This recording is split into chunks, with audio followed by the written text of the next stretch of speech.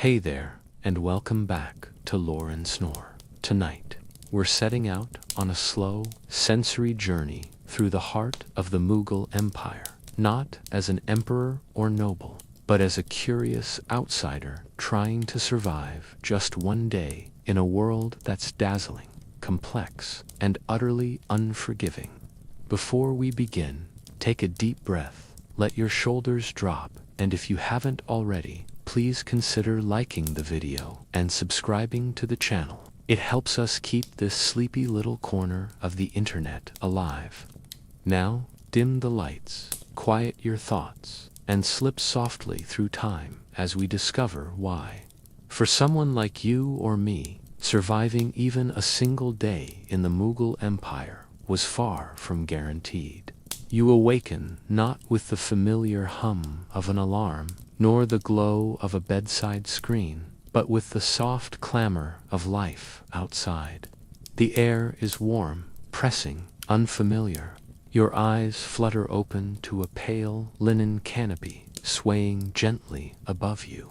Dust particles drift lazily in shafts of morning light that pierce through cracks in the woven ceiling. A fly lands on your cheek, and instinctively you swat it away. There are no sheets, no pillow, no mattress, just a coarse cotton mat stretched across a wooden frame. The scent of burning wood, dung, and spice lingers in the air. It is not home. It is not your time. The walls around you are earthen, rounded at the corners, cool to the touch. A carved wooden door stands ajar, revealing a narrow lane outside.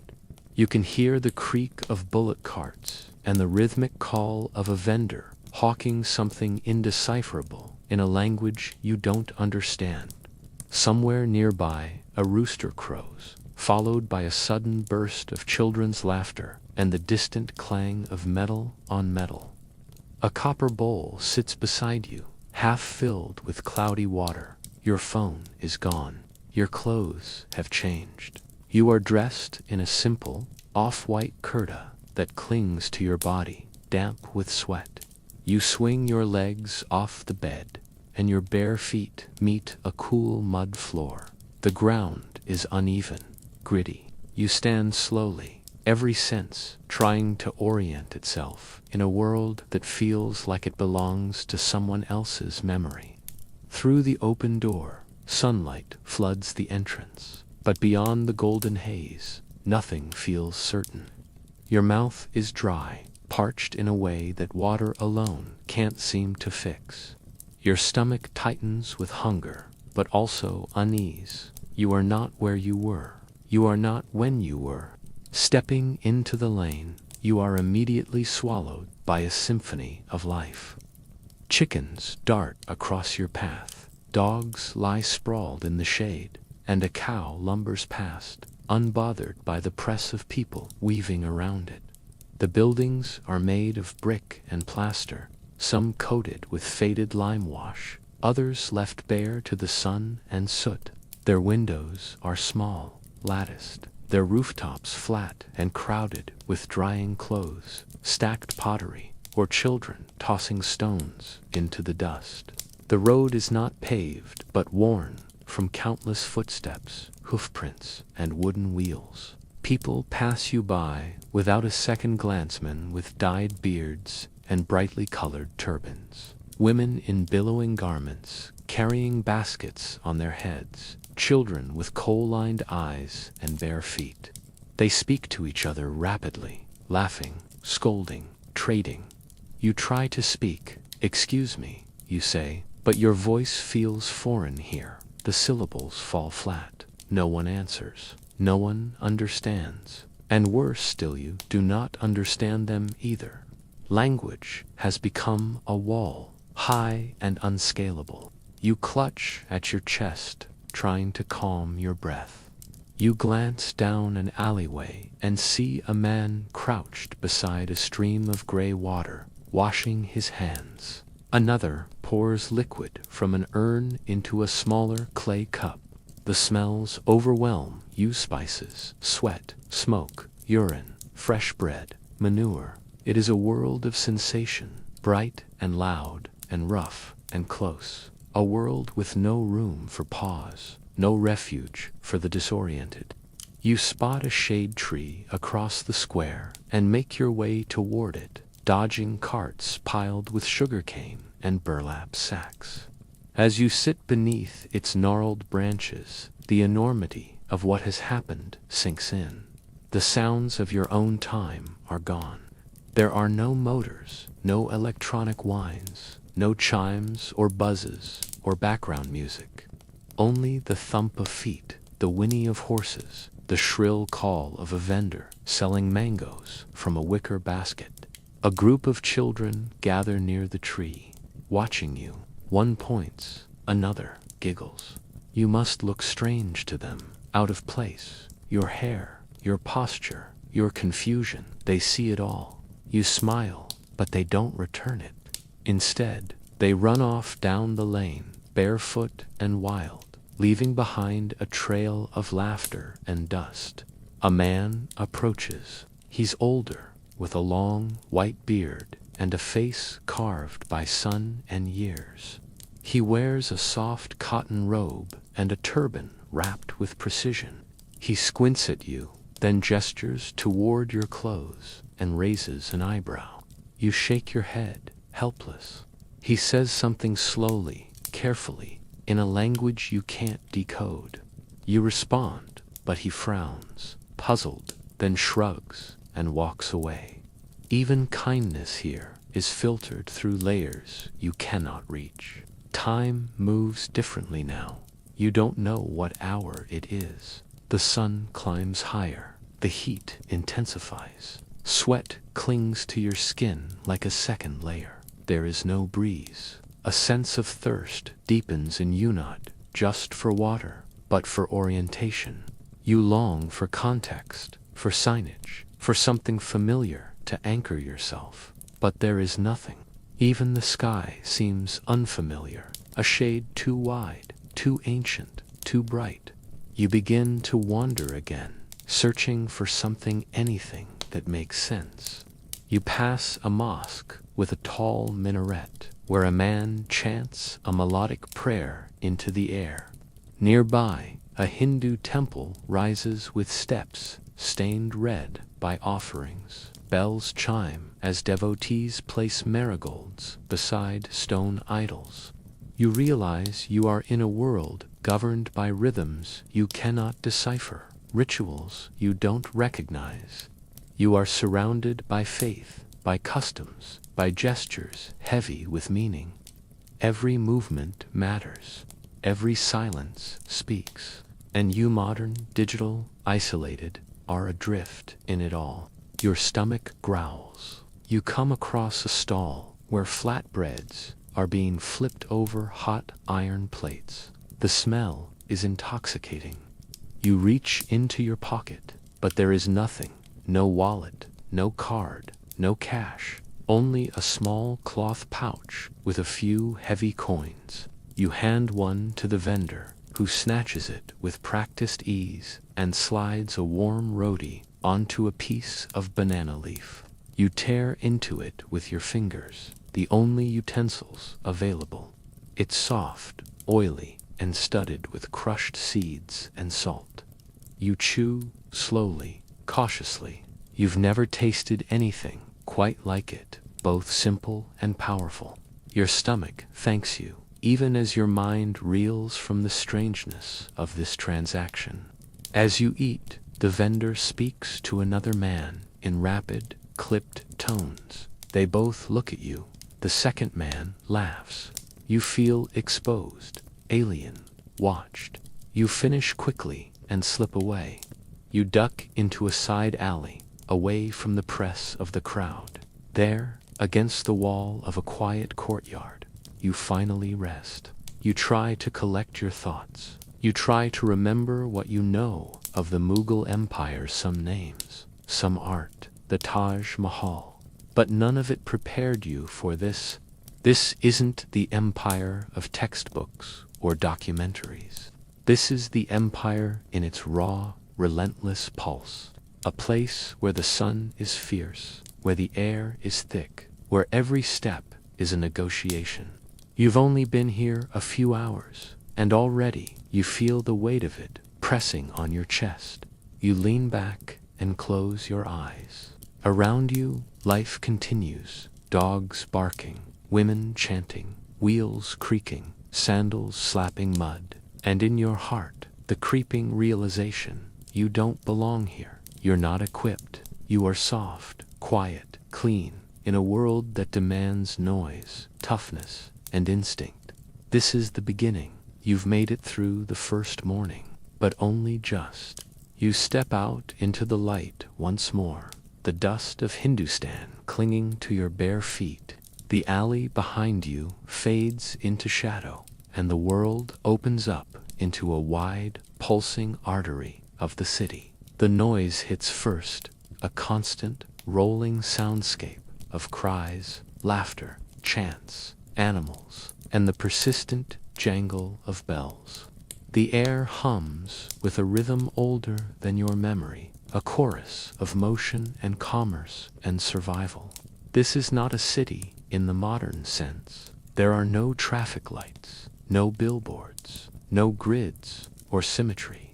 The streets are winding veins, worn by foot and hoof and wheel over generations. They twist and converge like roots in dry soil, bordered by buildings that lean toward each other as if whispering ancient secrets. Their walls are sun-bleached ochre, interrupted by occasional bursts of sapphire, vermilion, or emerald tiles, a palette of dust and jewels. The city might be Agra, or Lahore, or Fatifur, Sikri, you're not sure. These names echo faintly from school books, but here they are alive, pungent, teeming. You wander through the chaos, trying to trace some pattern to the madness, but there is none. People move with purpose, but not your purpose. Their feet know the terrain. Your steps are uncertain. A line of camels lumbers past, tall and slow, their faces adorned with painted dots and tassels that sway with each gait.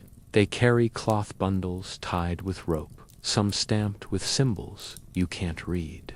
Their handler mutters commands and slaps their sides with a stick. The camels do not flinch. They have walked this route for years. On one side of the road is a long row of shops built into arched alcoves. Each space is barely wider than a doorway, yet every one is overflowing with wares. Sacks of lentils and chickpeas, pyramids of turmeric and indigo, racks of hand-woven cloth, pots of brass, garlands of jasmine, rings of onions, and tin jars of oil. The air is thick with the scent of sandalwood, ghee, and charcoal. A child squats beside a sack of salt, scooping handfuls into tiny bowls. A parrot tethered to a perch squawks at passersby in crisp Persian. Men sit cross-legged in the shade of their stalls, calling out prices to anyone who dares to slow down. Haggling is a language of its own, here fluid, rhythmic, almost musical. You try to follow the negotiations, but the words blur into noise. You pass a man pounding spices in a stone mortar, the scent of cardamom and clove clinging to your nostrils. Another turns a wheel that grinds sugarcane into a sticky green juice. He pours it into earthen cups that cool the drink with their porous walls. You want to try it, but you hesitate. Your stomach still hasn't forgiven you for breakfast. A procession passes down the center of the lane, and everyone steps aside without question. It is a nobleman on horseback, dressed in silks that shimmer with gold thread. His turban is vast, his mustache curled, his expression unreadable. Behind him ride 3 guards in quilted armor, swords at their sides, eyes scanning the crowd. No one bows, but no one meets his gaze either. You glance up, just briefly, and one of the guards fixes you with a stare so cold you quickly drop your eyes. That was a mistake. You're learning slowly and under pressure. The further you walk, the more the city reveals itself in layers. There is no single center. Life here radiates outward in pockets of function. One street is all metalworkers, the sound of hammers striking anvils echoing like a heartbeat. Another smells of dye, where women squat around vats of colored water, dipping and wringing bolts of fabric. A few blocks down, the sound changes again. Here are the storytellers, sitting cross-legged in small circles, their hands weaving tales of conquest and gods and betrayal. Children crowd around them, eyes wide. You stop to listen, but again, the language escapes you. The rise and fall of the voice is beautiful, though the rhythm of it feels like something you once knew in a dream.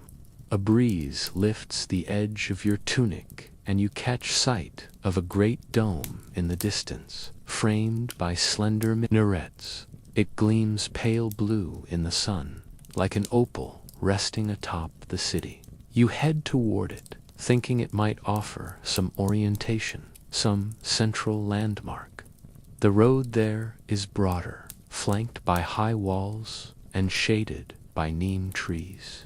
Birds perch overhead, and monkeys scurry along the rooflines. A group of women passes, their heads covered in translucent veils, bangles clinking softly as they speak. They look away as you approach. You step aside, unsure of the protocol, and they vanish into a side alley without pause. You reach the base of the dome, which is part of a sprawling mosque. The courtyard is vast, made of stone, polished smooth by generations of bare feet. At the center is a fountain where men rinse their hands and feet before prayer. You watch, mesmerized by the slow ritual of washing. The architecture is breathtaking, arches upon arches, intricate calligraphy etched into marble, a sense of serene proportion. You wish you could read what the walls say. You wish you could ask someone, but again, your voice feels foreign here, your words heavy and misplaced. You sit for a moment under the shade of the mosque's gate. The sun is high now, casting short shadows. Around you, the city does not slow. There are no quiet hours, no break in the movement.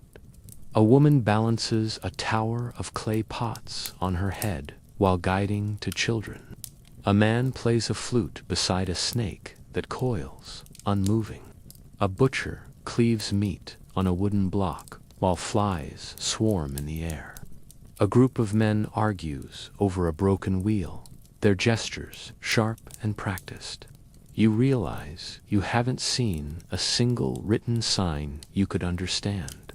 There are no maps, no public notices in English, no familiar fonts.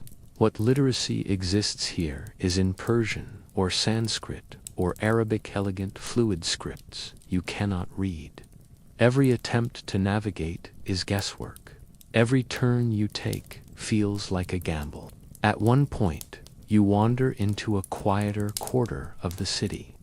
The buildings are grander, here walled gardens, carved balconies, heavy wooden doors with brass studs. This is where the wealthy live, perhaps minor nobility or high-ranking court officials. The air feels different, calmer, cleaner. You linger too long before a gate, and a guard waves you away with a barked command. You retreat quickly. You're learning to disappear, to become small, to stop being noticed. Back in the crowded bazaar, you try to buy some fruit. A vendor eyes you suspiciously, then overcharges you. You can feel it in the smirk he gives as he drops the figs into your palm. You have no way to protest, no recourse. You are the outsider, the strange one, and everyone can tell. You're exhausted, your feet ache, your tongue is dry, your senses are overloaded. The city is magnificent, yes, but also merciless. It offers no hand to hold. You must learn by immersion, or not at all. And still, part of you marvels. The colors, the smells, the constant interplay of chaos and elegance, it's like stepping into a miniature painting come to life. Every doorway could be a page from a manuscript. Every person, a character in an epic you were never taught to read. And the city, this Mughal city, lives, not for your comfort, but for its own rhythm, rooted in 1,000 years of history and habit. As the sun begins to drift westward, the call to prayer rises again, this time from a different quarter, answered by others in cascading echoes. The crowd does not still, but it seems to breathe differently. You find a quiet corner behind a stall selling betel leaves and sit against the cool stone. Your mind is spinning, but your body is slowing. The city has worn you down in its first full sweep. You close your eyes just for a moment. You try to picture what survival looks like, here not thriving, not understanding, but merely making it through. One day, one night, and already you're unsure you can. You wake before the sun this time, not by choice, but because the sounds of life are already rising all around you. Roosters crow in discordant bursts, clay pots clatter. Someone is sweeping outside your door with a broom of dried reeds. The scrape of straw against dirt echoes like thunder in your still sleeping mind. You open your eyes and remember again where, or rather when, you are. There is no door you can lock, no do not disturb sign, no bedroom you can retreat to, just a small cot in a shared space and a paper-thin curtain where a wall should be. Beyond it, people are already moving, speaking, singing, coughing. You sit up slowly, stretching limbs that ache from another night on a rough bed. There is no mirror. You do not know what you look like. You do not know how to make yourself look presentable. You barely know how to greet the day. A woman walks by the threshold, balancing a stack of dishes on her hip. She glances at you, says nothing, keeps moving. The household stirs with purpose. No one rises gently here. Sleep is not a private indulgence. It is a function, like eating or bathing. You rise because the world is awake, because space must be made for the living. You follow the others to the washing area. It is outdoors, enclosed on 3 sides by a low wall, and shared by every person in this part of the home, or perhaps in the neighboring homes as well. There is no faucet, no plumbing. A series of urns, filled the night before by hand, stand at the edge. You scoop water from a brass bowl and splash your face. It is cold and shocking. A young boy next to you does the same, then lifts the bowl to drink. There is no separation between what is used for cleansing and what is used for thirst. You hesitate, but drink anyway. You try to find a moment to yourself, perhaps in a corner, behind the washing line. But even here, footsteps pass close, voices rise, and you feel exposed. It is a peculiar feeling, not exactly unsafe, but always seen, always accounted for. Privacy, as you know it, does not exist, and no one expects it to. A man nearby is relieving himself behind a tree, barely hidden. No one reacts. There are no bathrooms, no porcelain fixtures, no doors to shut. There are fields, alleys, ditches, and chamber pots. You suddenly become aware of your own body, its needs, and the questions you don't know how to ask. Where do you go? When? How do you clean yourself? What is considered proper? There is no guide, no manual, only the quiet realization that your sense of modesty is incompatible with this time. You wrap your shawl tighter and return to the inner courtyard. The home itself is a series of rooms opening onto a central square of dirt and brick. This is where people cook, eat, and live. A goat bleats softly in one corner. Chickens peck near the steps.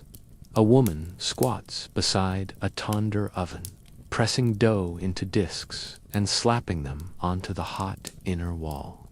The smell is incredible, but your stomach is uneasy. You watch her work and try not to stare. She hums to herself, rhythmically, entirely unbothered by your presence. More people emerge. There are no introductions, no explanations. You are not asked who you are. You are not welcomed or questioned. You are simply observed. You sense a hierarchy Hera, silent map of who belongs where and how they move through space. You do not know your place on it. You are outside the diagram, a dot adrift. Even your silence is conspicuous. As breakfast is served flatbread with curds and lentils, you sit awkwardly against the wall. No one offers you food, but you are not forbidden either. A boy passes you a piece of bread, then runs off. You nod in thanks, but he's already gone. You eat slowly, with your hands, as others do. The meal is taken together, in the open. There are no plates for each person, no napkins, no chairs, just a shared cloth, warm bread, and a soft hum of conversation. The morning continues with no division of space or schedule. Everything happens in front of everyone else. Children are bathed in buckets in the open air. Clothes are washed beside the drinking water. Old men pick lice from each other's hair on shaded steps. There is no hiding, no shielding. Even grief is public when a woman wails nearby. Others gather at once, without invitation, to offer comfort. Tears are not suppressed. They are acknowledged, echoed, and soothed in full view. You begin to understand that privacy, here, is not absence, but presence. It is not about being alone, but about being left alone. A subtle distinction, one you're not accustomed to. In your world, privacy is a door that closes. Here, it is an understanding that everyone can see you, but not everyone will interfere. Later, you venture beyond the home again. The streets are alive with motion, but now you see them differently. Everywhere, people touch-hugging, holding hands, guiding each other by the arm. Personal space is fluid. Men sit with knees pressed together. Women walk with children draped across their backs. Vendors lean into customers as they talk. You are constantly jostled, brushed, enveloped by the crowd, and yet no one apologizes. Why would they? You pass by a hammam, a public bathhouse, where men and women enter at different times of day. You step inside hesitantly during the male hours. The room is thick with steam, the scent of sandalwood strong in the air. Naked bodies move through the hasten scrubbing, some reclining, some pouring water from copper buckets. A servant approaches with a wooden bowl, gestures for you to sit. You do. He begins to pour warm water over your shoulders, then uses a rough cloth to scrape your skin. You flinch. It hurts, but everyone else is calm, even joyful. There is laughter in the air, a communal kind of ease. You begin to understand that the body here is not taboo. It is not hidden or private. It is simply another part of life to be tended and witnessed. You wash in silence, self-conscious, but also grateful for the ritual. For the first time, your muscles begin to relax. Afterward, you wander into a quieter part of town, where a group of women sits weaving carpets in a shaded veranda. Their hands move in perfect rhythm, passing yarn between them. A child sleeps nearby on a folded shawl. You pause, captivated by the beauty of the patterns, floral vines, curling lines, petals unfolding like secrets. They glance at you but do not stop. One of them offers you a stool with a tilt of her head. You sit, and for a moment the world feels slower. You watch the colors blend, the rhythm of fingers and fibers, the tiny knots that become art, and it strikes you this is not merely work. It is a shared ritual, a way of being together, a way of creating in public, not to be admired, but simply to be. And still, there is no privacy. Even here, your presence is known.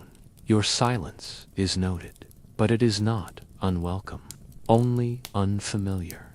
As the sun begins to dip, the household where you've been staying prepares for the evening meal. The courtyard glows with lamplight. Women stir pots of lentils and rice. Children chase each other barefoot. The men return from their labor, dust on their faces. Everyone eats together beneath the open sky. You are offered a seat, and you accept it. You are still a stranger, but no longer a complete outsider. There is no dining room, no television, no scrolling phones. Just people and food and the sound of stories being shared. You listen. You don't understand the words, but the feeling is unmistakable. That night, you lie back on your cot, eyes open to the stars. You miss your world, its doors, its rooms, its silences. But you also feel something else, something unexpected. The soft comfort of having been seen. The quiet truth that, in this world, nothing is truly yours alone. Not even your sorrow, not even your joy. Privacy, here, is not a right, it is a rhythm. And you, at last, are beginning to find your place within it. The morning begins with silence, not the absence of noise, but the stillness that follows understanding when you realize that everything you've heard since you arrived has meant nothing to you. Words swirl around you like leaves in the wind, beautiful and mysterious, but ultimately undecipherable. You can mimic the sounds, but not the meaning. You can smile, but not respond. You are surrounded by voices, yet utterly alone.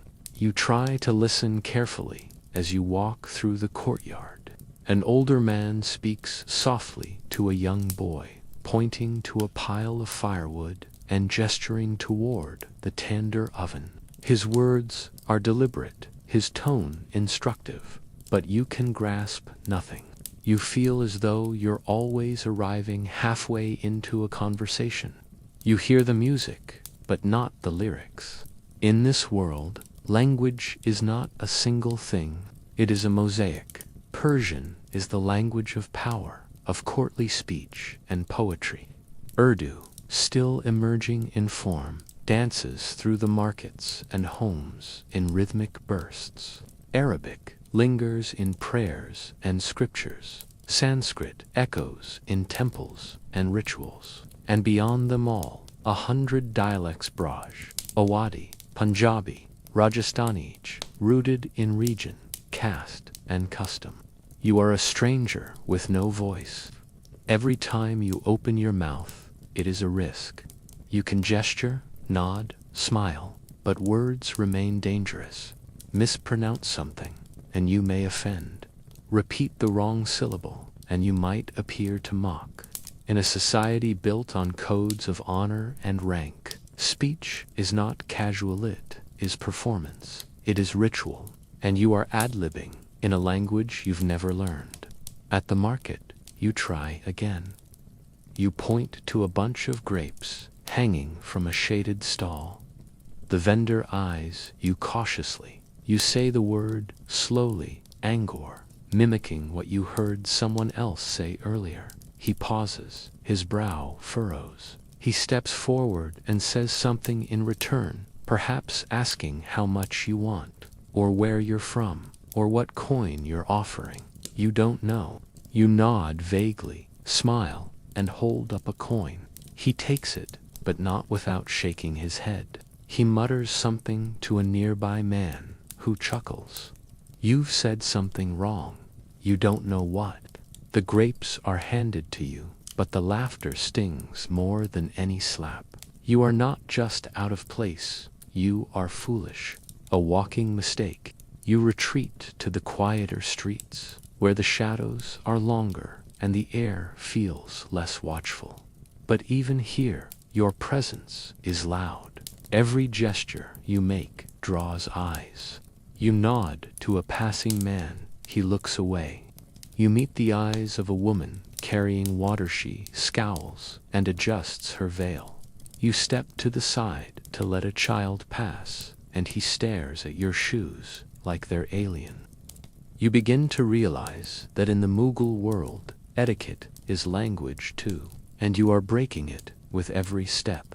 There are rules, here enchant, unwritten, and enforced, not by law, but by everyone around you. How you walk, where you sit, how you fold your hands, where your eyes rest, what you wear, it all communicates something. But you don't speak that grammar. You're operating on instincts that don't belong here.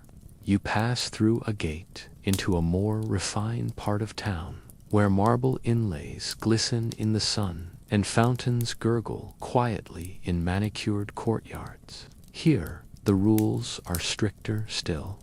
You see men of wealth walking slowly, deliberately, followed by servants who fan them or carry scrolls. Their shoes are embroidered, their beards neatly dyed, their robes perfumed. They glide, never hurrying. You, dusty and disoriented, stand out like a beggar in a palace. One of them approaches. His face is unreadable, eyes sharp beneath a turban, wrapped in fine muslin. He says something, perhaps a question, perhaps a command. You answer with the only word you know, salam, bowing slightly. He pauses, then frowns. Too deep a bow, too shallow, wrong timing, you don't know. He says something sharper now, and a guard behind him steps forward. You retreat quickly, lowering your head. The air thickens. The guard stops, but the moment hangs heavy. You have offended. You don't know how, but you have. Here, politeness is a dance, and you just stumbled loudly through it. You think of the court, the imperial court where etiquette is life and death, where a wrong look can cost your hand, a poorly phrased poem your head, where nobles bow, not just with their bodies, but with the full weight of their lineage, where greetings are composed like music, and each pause is loaded with meaning. You would not last an hour there, not a minute. You would be stripped of rank you never had, of rights you don't know, and cast out without ceremony. Even among the common people, the codes persist. Men touch their foreheads when speaking to elders. Children do not speak unless addressed. Guests do not seat themselves unless invited. You, oblivious, break these rules again and again. At breakfast, you sit too early. At prayer, you stand too close. When offered food, you eat too quickly. You laugh at the wrong moment. You touch a bowl with your left hand. The corrections come quietly in. Older man raises an eyebrow. A woman turns her back to you. A child hides behind a door. No one scolds you. That would be impolite. But the message is clear. You are not doing it right. And so you begin to study. You watch how others move, how they hold their arms, how they nod when spoken to. You begin to notice the layers. The way a merchant speaks differently to a noble than to a servant. The way a servant enters a room backward. The way a child bows to a teacher with hands folded. Every action is calibrated. Every silence is charged. You attempt mimicry. You keep your hands at your sides. You avoid eye contact. You lower your head when passing elders. You practice saying shukriya and maaf kiji, thank you and pardon me. You whisper them under your breath like prayers, and still you falter. A child bumps into you and you place your hand on his shoulder to steady him. His father rushes over, eyes wide. He pulls the boy away, mutters something angry. You stepped across a boundary again. You touched someone's child. You forgot for a moment that here familiarity is earned, not assumed.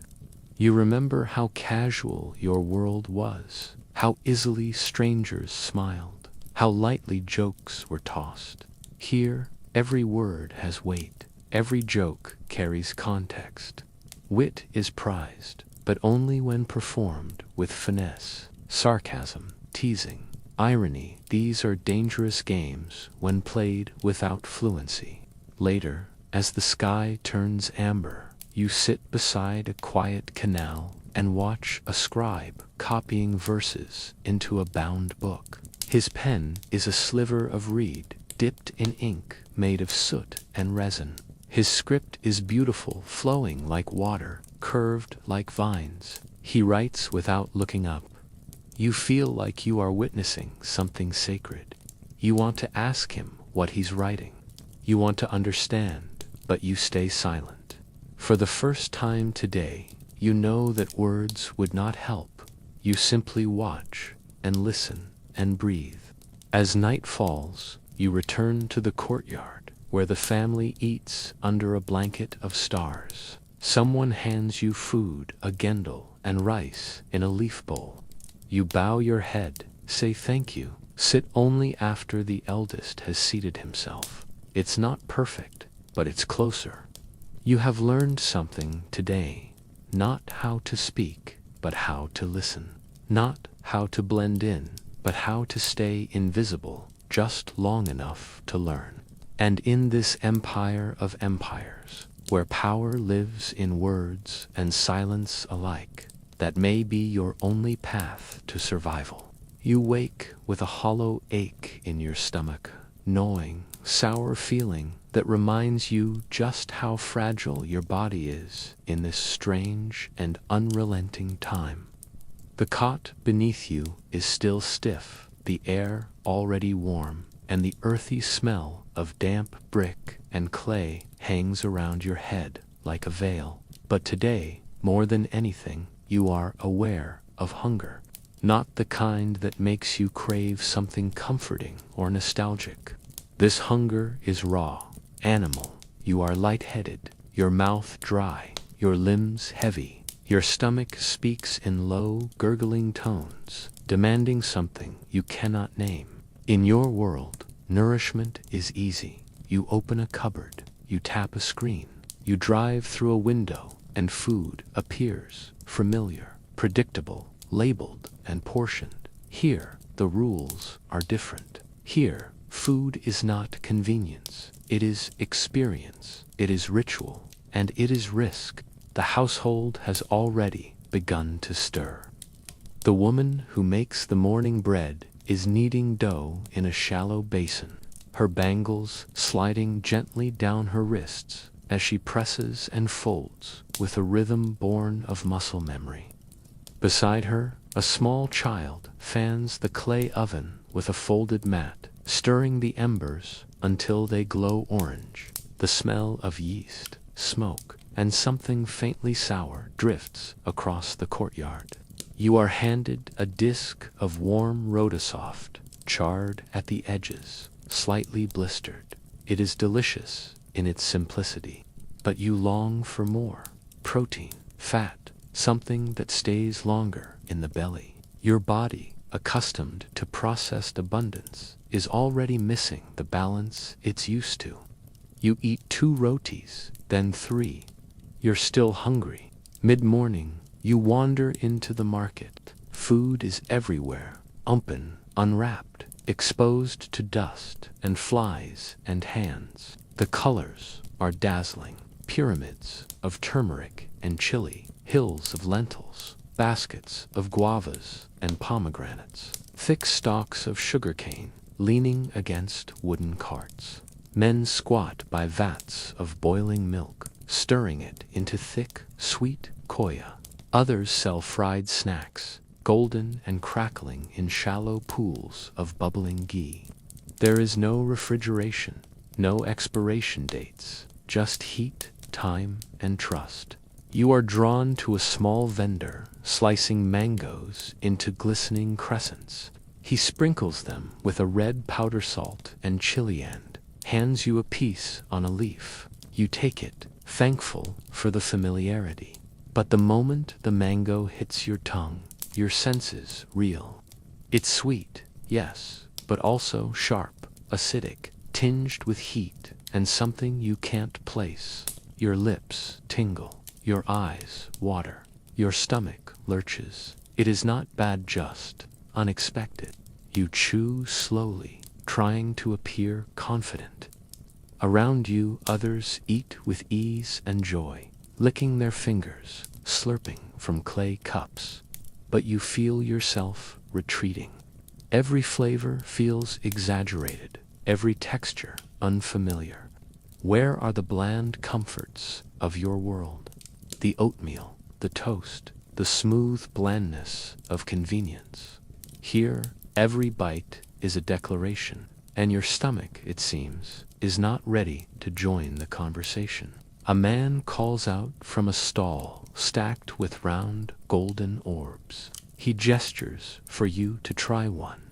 You nod. He cracks the top of the orb upon pori. You think and fills it with a spiced mixture of tamarind water, chickpeas, mint, and onion. He hands it to you with a grin. You take a bite. Instantly, the cold liquid bursts in your mouth, mingling with heat, crunch, and unexpected sourness. You cough. He laughs. The watching crowd does too. You force a smile. They mean no harm. It's all in fun, but you feel it again, that distance. That unbridgeable gap between your body and this land's language of taste. You were not built for this place. Not yet. By midday, the heat has grown thick and oppressive. You find shade beside a cart selling sherbet, a sweet drink made with rosewater, milk, and sugar. The vendor ladles it from a brass pot into a clay cup. You drink gratefully. It is cool, fragrant, floral. But minutes later, your stomach cramps. Your body, unaccustomed to local water or unfamiliar bacteria, begins to rebel. You feel dizzy. You sit down on a low wall, clutching your side, willing the discomfort to pass. You are not sick yet, but you are close. There are no bottled waters here, no tablets to purify, no way to check what's safe. You are at the mercy of microbes. Your body has never met, and they are not merciful. Back at the household, the afternoon meal is being prepared. Lentils simmer in a pot over a fire. A fish, spiced and wrapped in banana leaf, is lowered into hot oil. Rice is rinsed and steamed. You are handed a bowl. You hesitate. Your stomach is still tender, but refusing food would be impolite. So you eat slowly, the flavors bold and complex: coriander, ginger, mustard seed, cloves. There is no blandness here, no simplicity. Every bite is layered. Every taste unfolds. You eat with your hands. The rice is sticky. The fish is rich and fiery. You drink from a shared brass cup, unsure of what it holds. It is tangy, fermented, unfamiliar. Maybe buttermilk, maybe something else. You try not to think about it. You try not to think about your stomach. After the meal, you lie beneath the awning, sweating, dazed. Your body is full, but not satisfied. There is a heaviness in your gut, a quiet warning. You have eaten like they do, but your body is still foreign. It does not know how to process this world. Later, you wander through the alleys again. A man sells sugarcane juice, pressing the stalks through a metal roller until green liquid gushes out. Another fries jalebis in swirling shapes, dropping them into syrup until they glow amber and crisp. A woman sells dried fruits and nuts in woven baskets. You are tempted. But you remember your earlier mistake. You walk past, evening falls, and the household gathers for another meal.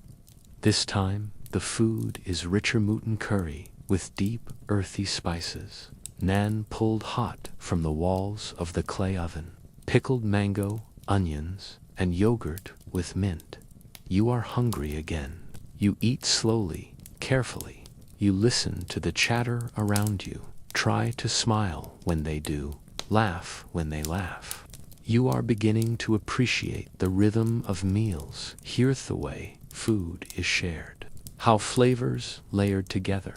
How spices don't just fill the stomach, but awaken the body. You see how important it is to these people. It is sustenance, yes, but it is also joy, pride, art. Still, your stomach gurgles, your mouth burns, you wipe sweat from your brow. This is not easy. You will not fall asleep, full and content, tonight.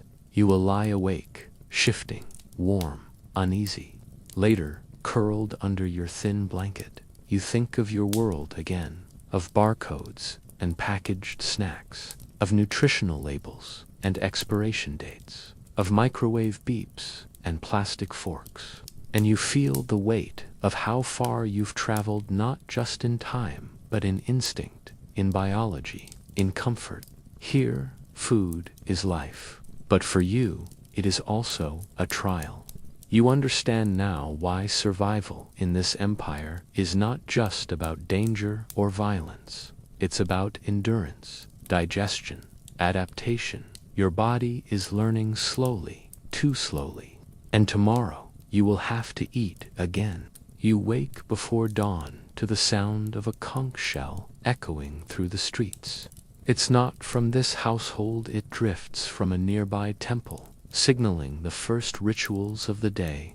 You lie still, eyes open, staring at the wooden beams above you, trying to will your body into quiet. But it's no use. You can already hear the world stirring around you.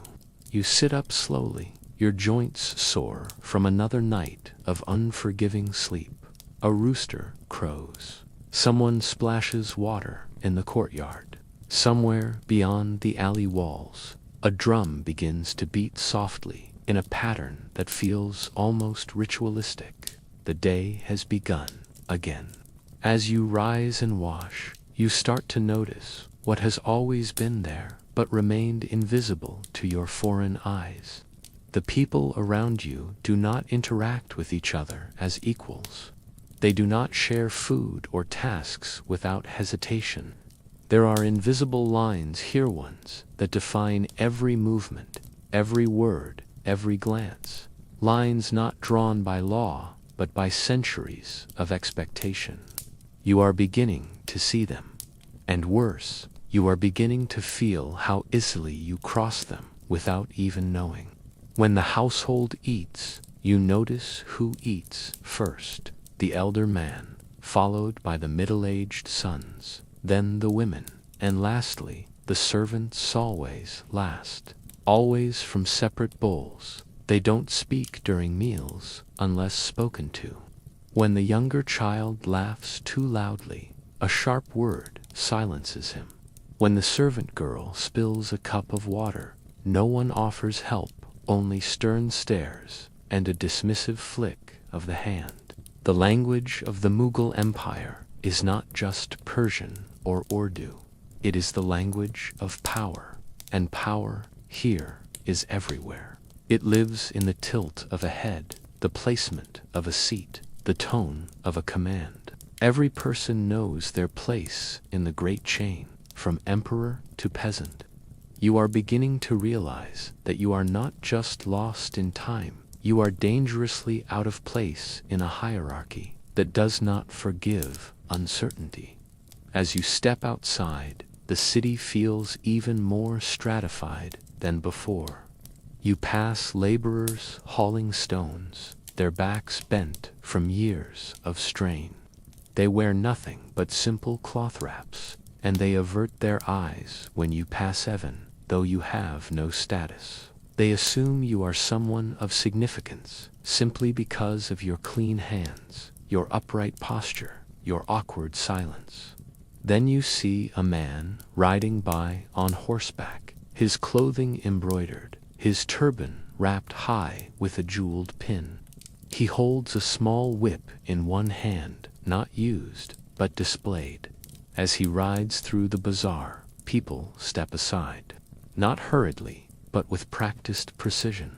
Some bow slightly, others drop their gaze. He does not acknowledge them. He does not have to. He is a man of rank, a noble, a mansabdar, perhaps one of the thousands of military and administrative officials ranked within the empire's intricate bureaucratic system. You try not to look directly at him, but your curiosity gets the better of you. Your eyes linger a moment too long. He does not notice, but one of his attendants does. The man frowns and mutters something to the others. You lower your gaze, your pulse quickening. Another misstep. You wander farther into a lane lined with modest dwellings. Here, the clothes are simpler, the colors less vibrant. People stare at you more openly.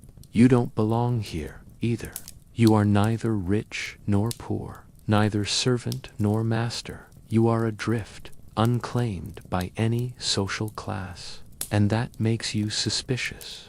A woman carrying a basket of dung cakes, fuel for cooking, passes you with a look of mild contempt. You nod awkwardly. She does not respond. Children whisper. A man spits near your feet. You have no identity in this world. And in a world where status is everything, that makes you a danger. Back in the central bazaar, the social hierarchy becomes almost theatrical. There are merchants seated on raised wooden platforms, cross-legged and calm, while customers stand before them like petitioners. There are guards stationed outside large homes, standing stiff with spears and eyes fixed straight ahead. There are beggars on mats, their hands outstretched, muttering prayers with eyes cast downward. No one breaks character. Everyone knows their part. You hear two men arguing near a fabric stall.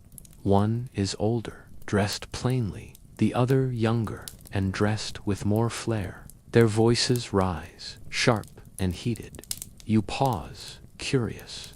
Suddenly, a third man intervenes, with a neatly oiled beard and a rich shawl draped over one shoulder.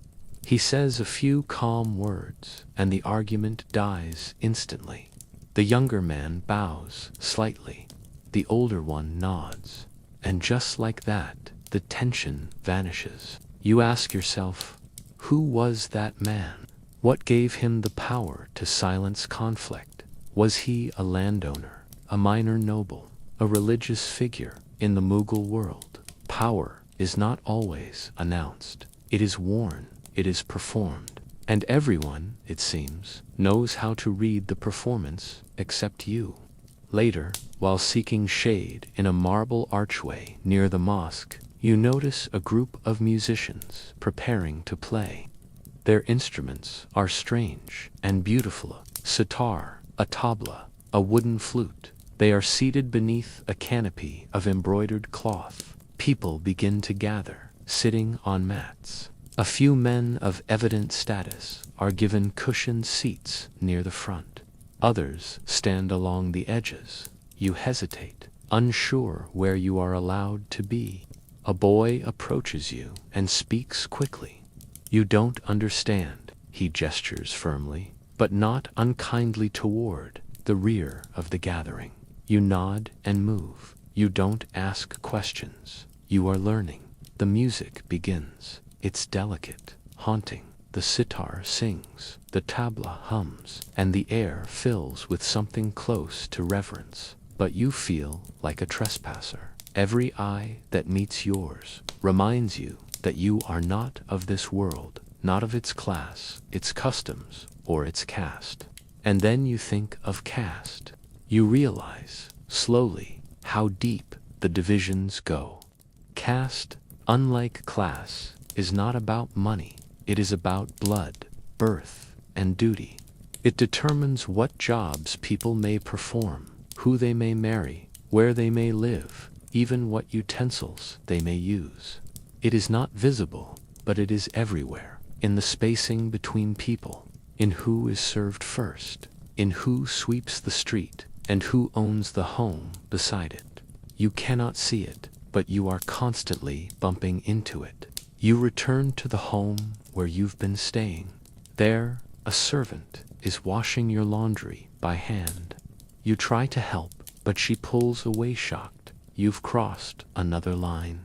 You've tried to erase a boundary that must remain intact. You've misunderstood yet again. Your gesture of kindness is a transgression, and her fear is real.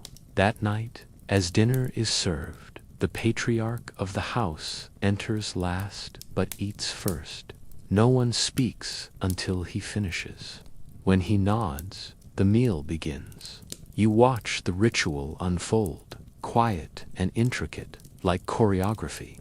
You are offered food before one of the younger boys, and he looks confused. You glance at the host, unsure whether to accept. A slight nod gives you permission. You take a small bite. This, you now know, is not just a meal.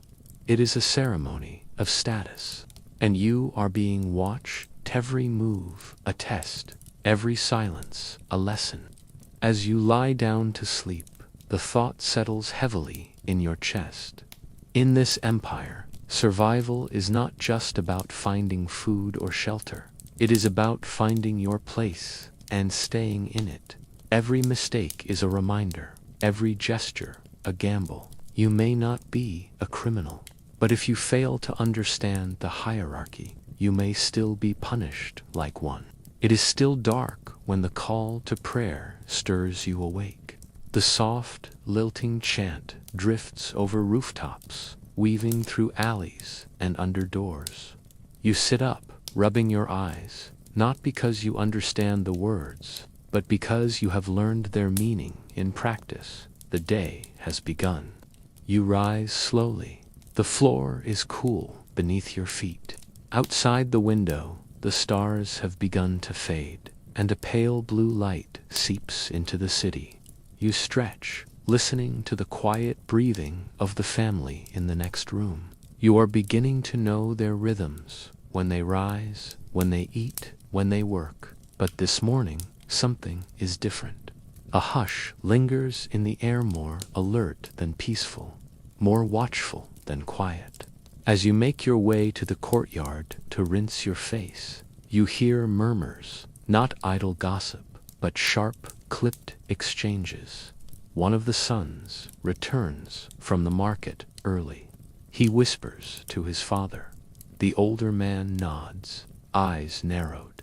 A neighbor appears at the gate and says something in a hushed voice. Heads turn.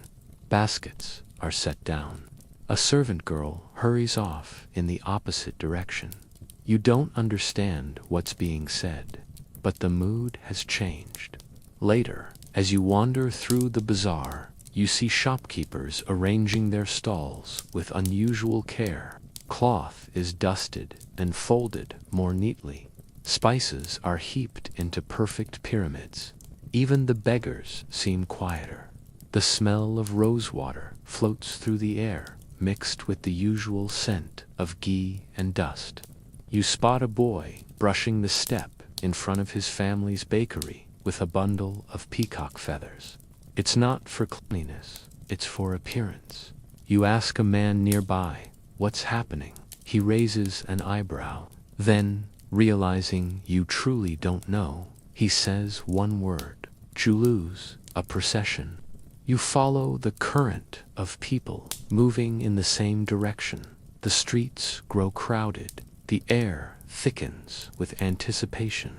You see soldiers in quilted armor gathering at intersections. Not the sleepy guards you've seen before, but members of the imperial army Mughalash are on foot and horseback.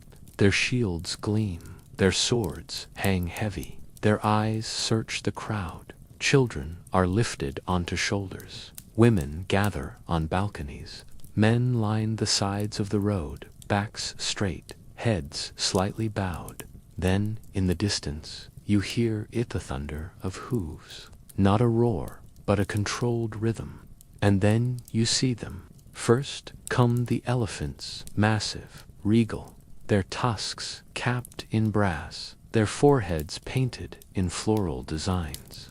Each carries a rider and a banner. Behind them, camels walk in slow cadence, draped in gold and green cloth. Trumpets sound, drums pound. And then, through the dust and shimmer, comes the heart of the empire. A row of nobles on horseback, adorned in silk and armor. Behind them, more riders, and then a white horse with a saddle studded in emeralds. A man unlike the others. He is young, perhaps in his 30s, his posture impossibly erect, his beard perfectly trimmed. He wears robes so fine they seem to absorb the light. At his side, a curved sword sheathed in jeweled leather, and on his head, a turban coiled around a feathered egret held by a crescent-shaped diamond. The Padishah, the emperor. You have never seen him before. You do not know his name, whether it is Akbar, Jahangir, Shah Jahan, or Aurangzeb. But you feel his presence instantly, like a weight in your chest. People do not cheer. They lower their eyes. Some fold their hands. Others whisper prayers. The emperor does not look left or right. He stares straight ahead, expression calm, as if sculpted from marble. His body radiates authority, but it is his silence that commands. He does not speak. He does not need to. You find yourself staring just for a moment. Then your gaze drops, unbidden. Your breath catches. You are nobody in his eyes. But even a glance could be dangerous. You feel it in your bones. As the procession moves past, the crowd begins to dissolve, like mist after a storm. Life resumes, slowly, carefully. People talk again, but not loudly. Children play again, but with caution.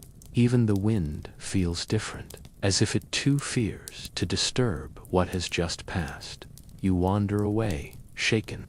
You begin to realize that the emperor is not just a man, or even a ruler. He is an idea, a presence, a force.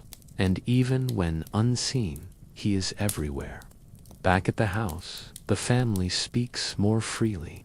The younger son tells a story about a time the emperor visited a nearby town. The roads were swept for weeks. The trees were washed with buckets of milk. Flowers were planted. Laws were posted. And for 3 days, not a single crime was reported. People fasted. They sang poems in his honor. You ask, quietly, what would happen if someone disrespected him? The father looks at you, then away. He doesn't answer. Another man at the table speaks. His justice is swift, he says, and unforgettable. He tells you of a merchant who underweighed gold. The emperor ordered him paraded through the streets with false scales around his neck. Another man, a tax collector, had abused a widow. He was stripped of his rank and exiled beyond the frontier. But he also tells of rewards. A poet who pleased the emperor was given a village. A soldier who saved a prince was granted a ruby the size of an egg. Fear and favor. That is how the empire runs. Later, you visit a calligrapher's shop near the Jama Masjid. The walls are covered in delicate versespatry, scripture, imperial decrees. One, written in golden ink, is mounted higher than the rest. You ask what it says. The scribe tells you softly, Farmani Shahi, the emperor's word. He explains that the emperor's decree carries the weight of law. morality, and destiny. When it is read aloud, everyone listens. When it is copied, no word may be changed, not even by mistake. You study the script. It is elegant, exact. A single smudge would be seen as blasphemy. You begin to understand. The emperor's power is not just in soldiers or silver, it is in permanence. His word endures. His shadow stretches across generations. You wonder, then, about the man himself. Is he just? Is he cruel? Is he brilliant, or bored, or burdened? But such questions are dangerous. No one here would dare ask them aloud. The emperor is not discussed. He is revered, or feared, or both. As you walk home, you pass a mural on a palace wall.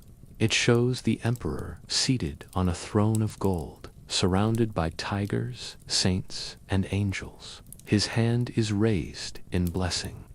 Below him, petitioners kneel, some with gifts, others with chains. The message is clear.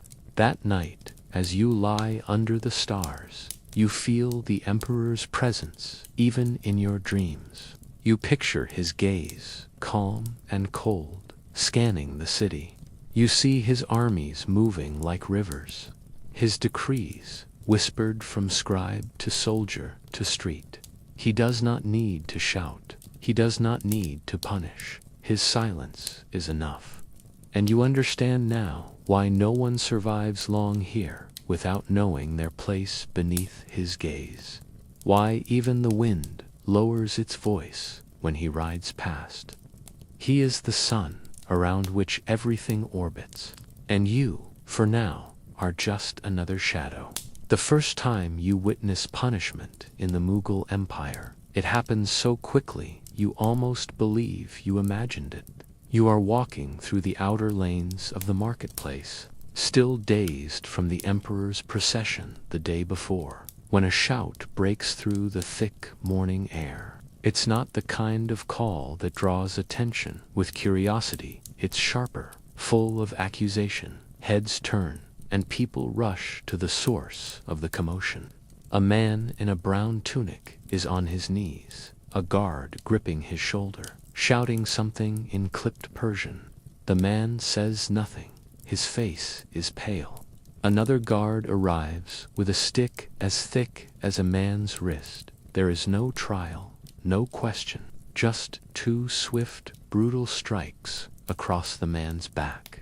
He yelps, folds forward, and is dragged away. The crowd dissipates almost as quickly as it gathered. A woman beside you mutters something and returns to arranging mangoes on her cloth. You do not understand what the man did. You never learn. No explanation is offered. No public account is made. It is enough here to be accused, to be caught in the wrong place, to anger the wrong person. The justice system in the Mughal Empire is not built on your familiar principles of due process or equality. It is a tool both symbolic and functional, wielded by those in power to maintain order, display authority, and occasionally to make an example. It operates in a language of immediacy, swift action, no appeals, no delays. In a world where the emperor is seen as both sovereign and moral compass, there is little room for ambiguity.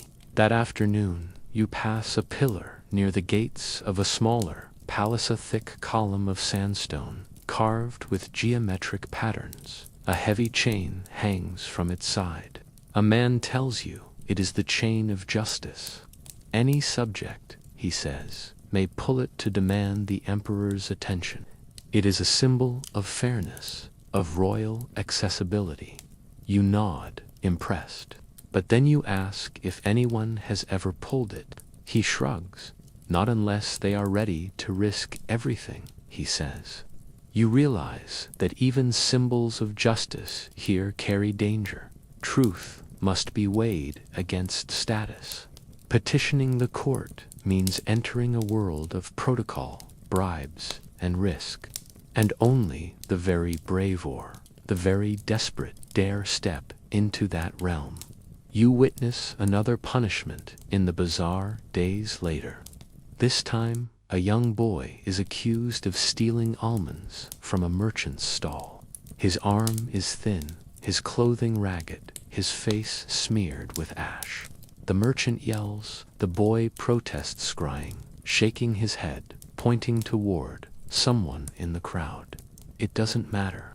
The merchant grabs his wrist and drags him toward the city watch. A group of men gather, murmuring. A guard inspects the pouch, finds the almonds, and nods grimly. The boy is caned, not severely, but enough to draw gasps. Then he is sent away with tears in his eyes and nothing in his hands. No one helps him. No one questions the punishment. You stand frozen, the bread you were about to buy now cold in your palm. Punishment here is not hidden behind closed doors or delayed by legal machinery. It is public, it is deliberate, and it is performative. The empire understands something modern systems often forget. Punishment, to be effective in this world, must be seen and remembered. A thief may lose a hand. A soldier who deserts may be executed in the town square. A merchant who cheats his customers may be paraded through the streets with symbols of his crime tied around his neck. The goal is not only justice, it is deterrence. Fear is as much a tool as law. But punishment is not only physical, it is also deeply social. Dishonor can ruin a life just as thoroughly as a beating. A woman accused of violating family or religious codes may be confined to her home indefinitely. A lower caste man who touches a temple idol might be exiled, branded, or forced into humiliating penance. Even suspicion can stain a reputation permanently. In a tightly woven society, shame is contagious, and everyone around you helps enforce the invisible lines. You begin to understand that survival here is not about obeying the lot, is about avoiding scrutiny, remaining small, unnoticed. One evening, you speak to a man who serves in the local Kotwal's office, the city magistrate responsible for policing and order. He wears a simple turban, a stern beard, and carries a wooden baton tucked into his sash. You ask him carefully how he judges who is guilty. He smiles. I listen to what people say, he replies, and I watch what people do.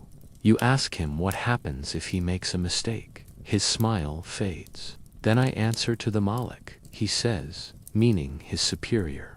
But the look in his eyes tells you the real answer. Mistakes are not always acknowledged here.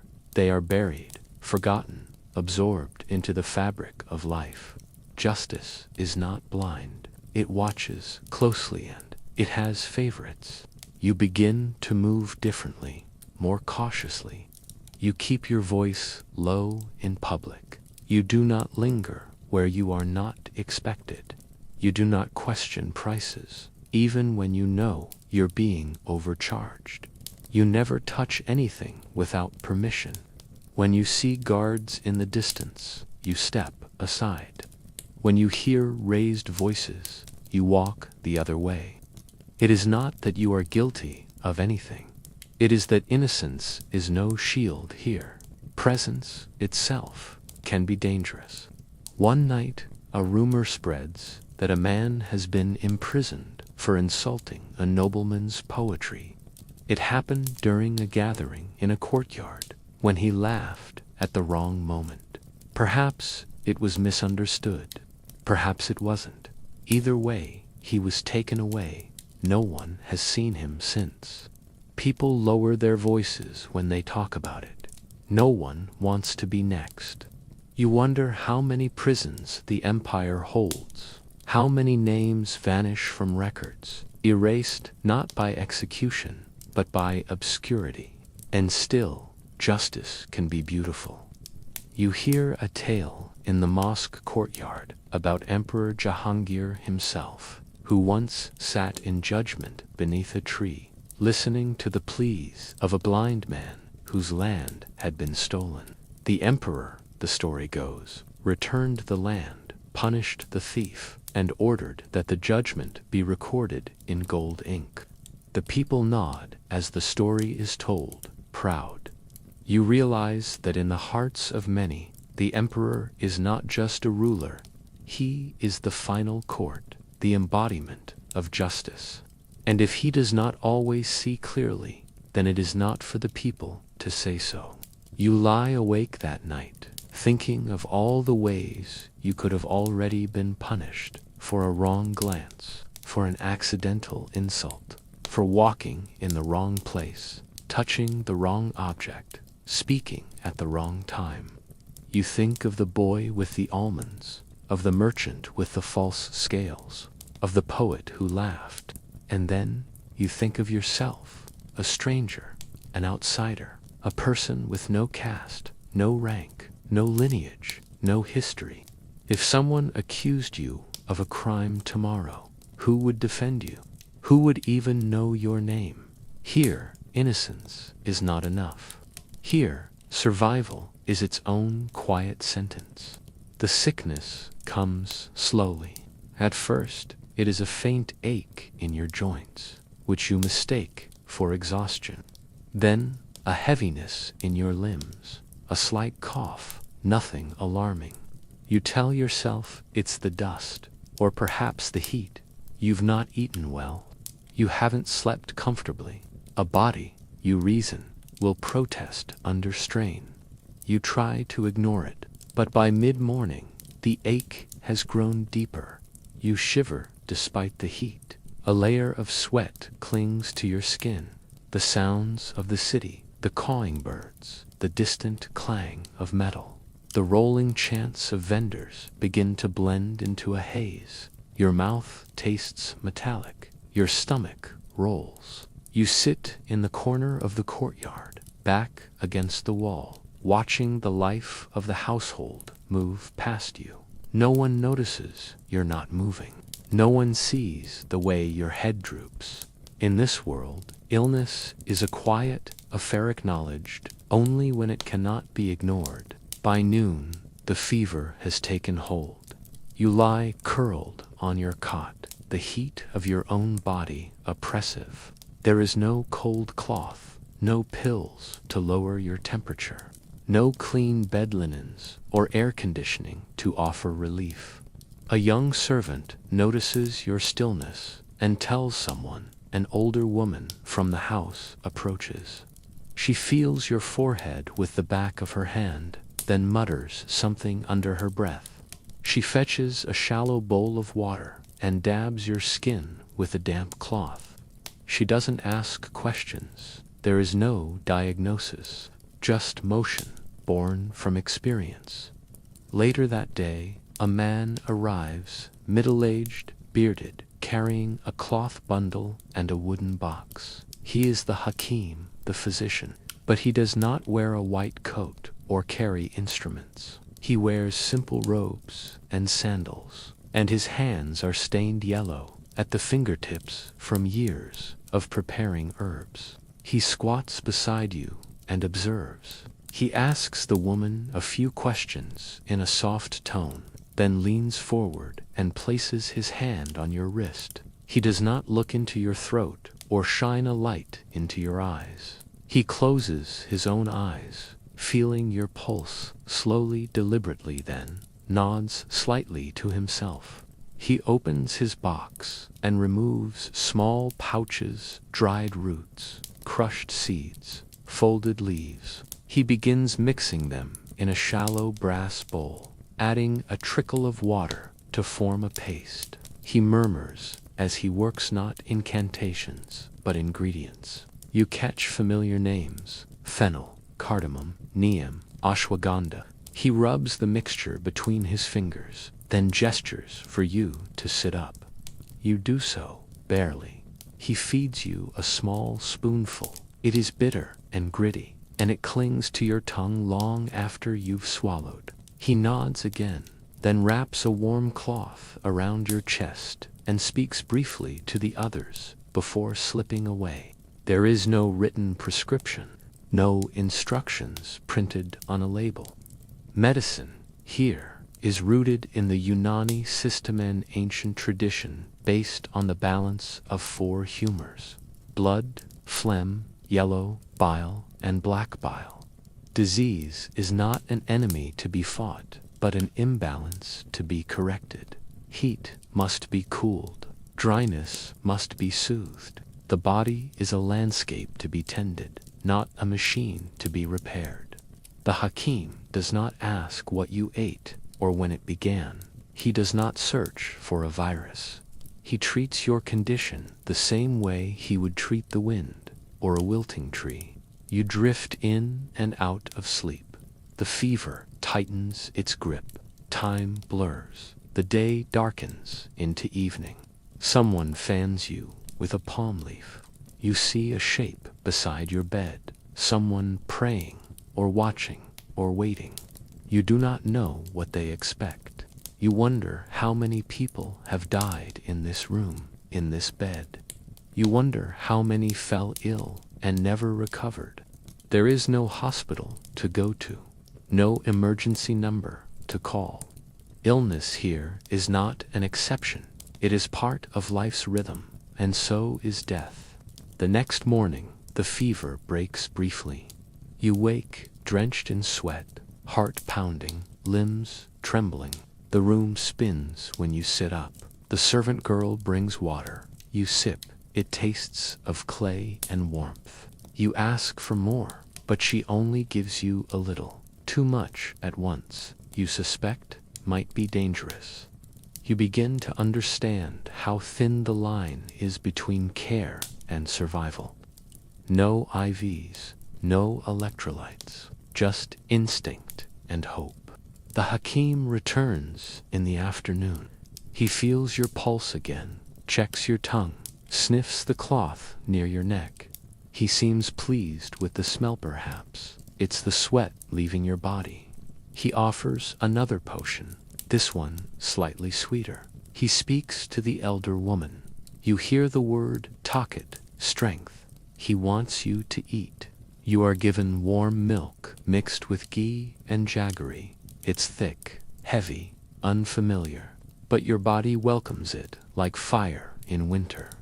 As the sun sets, you are able to walk again. Slowly, carefully, you step into the courtyard, leaning against the wall. The air is cooler now, and a faint breeze stirs the dust. The others glance at you and nod. You've survived, at least for now. But something inside you has changed. You've seen the fragile edge of this world, the space where medicine meets mortality, where the healer's art dances with chance. You think of home, your own time, your own tools, of antiseptics and ambulances, blood tests and Mr. Is, of hospitals with white lights and sterile walls. Here, healing is not about eliminating symptoms. It is about restoring order, harmony, and it is not guaranteed. The body is not conquered, it is coaxed. Sometimes it listens, sometimes it doesn't. As night deepens, you lie beneath the stars once again. The fever has passed, but you are still weak. You feel the thinness of your body, the way each breath comes with effort, and you realize how easily you might have been lost here.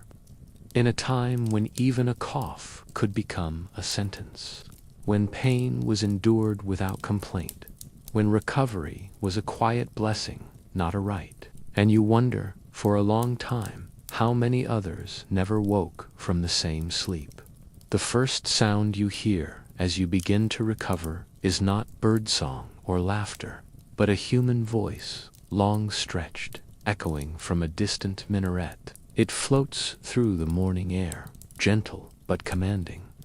The azan, the call to prayer. The words are unfamiliar, but the feeling is not. The voice seems to shape the day itself. You lie on your mat, half awake, half aware, and realize something you hadn't fully grasped until now.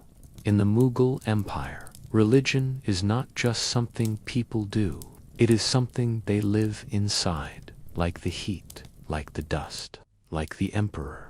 You rise slowly and step into the courtyard. A man nearby rolls out a prayer mat and begins to move, bowing, kneeling, touching his head to the ground. He is not performing. He does not check to see who is watching. There is no need. His prayer is not an exception to the DIT, is its anchor. Around the city, others do the same. At mosques, in homes, beside wells, under trees. This is not private devotion. It is a shared rhythm, a recurring pause in time that calls everyone back to purpose. You watch with quiet awe, but also discomfort. In your world, religion is often quiet, personal, even optional. Here, it is everywhere. It defines when people rise, when they eat, when they work, and when they rest. It decides what they may touch, what they may say, and even what direction they must face while sleeping. You are not opposed to belief, but you are unprepared for its totality, for the way it moves through the city, like breath, invisible and constant. Later that morning, you follow the flow of people toward a large mosque's domes, swelling against the sky, its courtyards humming with life. Shoes are removed at the entrance. You hesitate, then follow suit.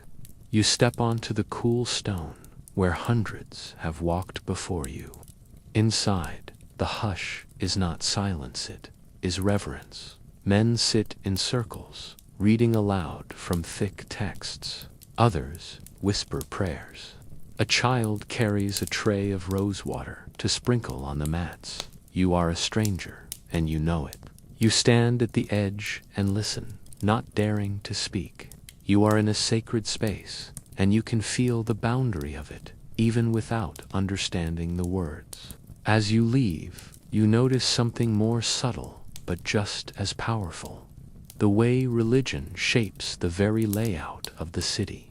Mosques face west toward Mecca. Temples rise at the centers of neighborhoods. Shrines are tucked into the sides of walls, marked with cloth and marigold garlands. Each corner of the city seems to hold a different prayer, a different memory. The faithful touch door frames as they enter. They avoid stepping on certain thresholds. They whisper blessings before lifting a spoon to their mouth. Faith is embedded in gesture, in architecture, in the street itself. But the Mughal Empire is not monolithic. It is vast, layered, and full of contradiction. While the emperor may be Muslim, the empire is home to Hindus, Sikhs, Jains, Christians, and Jews. Temples rise beside mosques. Fire altars burn near Sufi tombs. You begin to see how complex this world is, how faith is both unifying and dividing. Each community lives by its own code. Festivals mark the calendar like stars. Holy Eid, Diwali, Baisakhi, each with its own rites, its own food, its own colors and meanings. And you, drifting among them, find yourself continually off balance, never quite knowing what is permitted, what is sacred, what is forbidden. One day, while wandering the bazaar, you reach for a piece of fruit on a vendor's cart.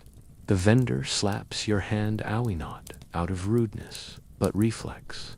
You've touched a bowl meant only for members of his own faith. You apologize, but the moment has already rippled outward. He wipes the bowl with a cloth. He mutters a prayer. Others glance at you with unease. You realize you've contaminated something not with dirt, but with difference. You did not know, but knowing is your responsibility here. Ignorance is not a defense. You try to learn.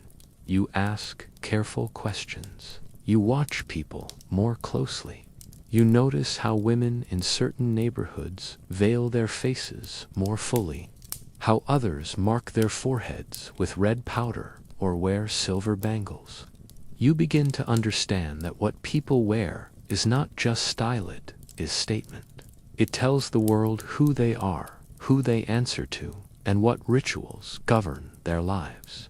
You begin to move more slowly, to speak less, to listen more, but the fear remains.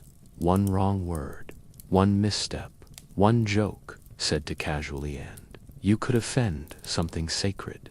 One evening, you pass a gathering near a temple. Oil lamps flicker, drums beat.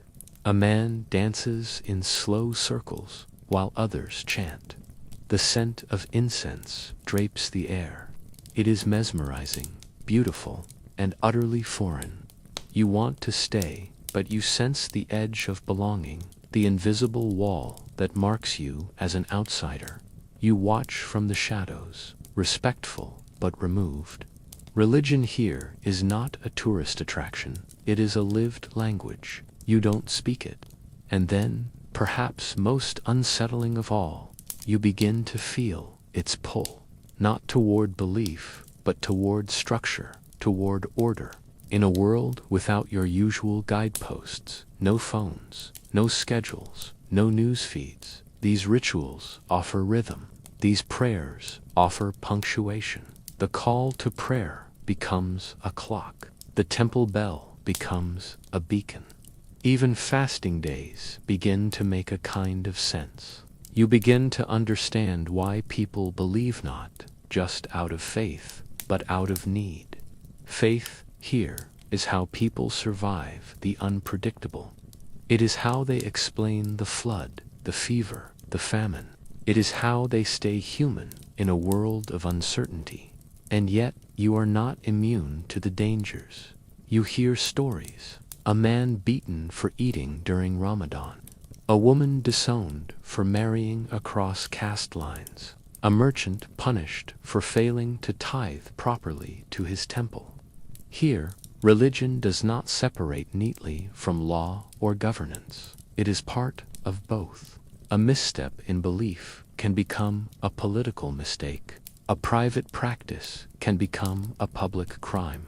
The emperor himself may be tolerant or strict depending on the era. Some rulers welcome all faiths, others tear down temples, others build them. The empire shifts and the people shift with it. As night falls, you sit under the stars and listen to the city breathing its prayers. You wonder what it means to belong.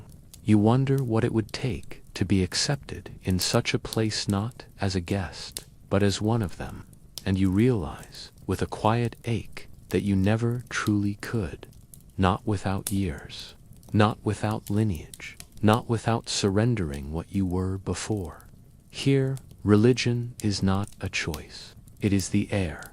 It begins with a curtain, one that you do not see at first.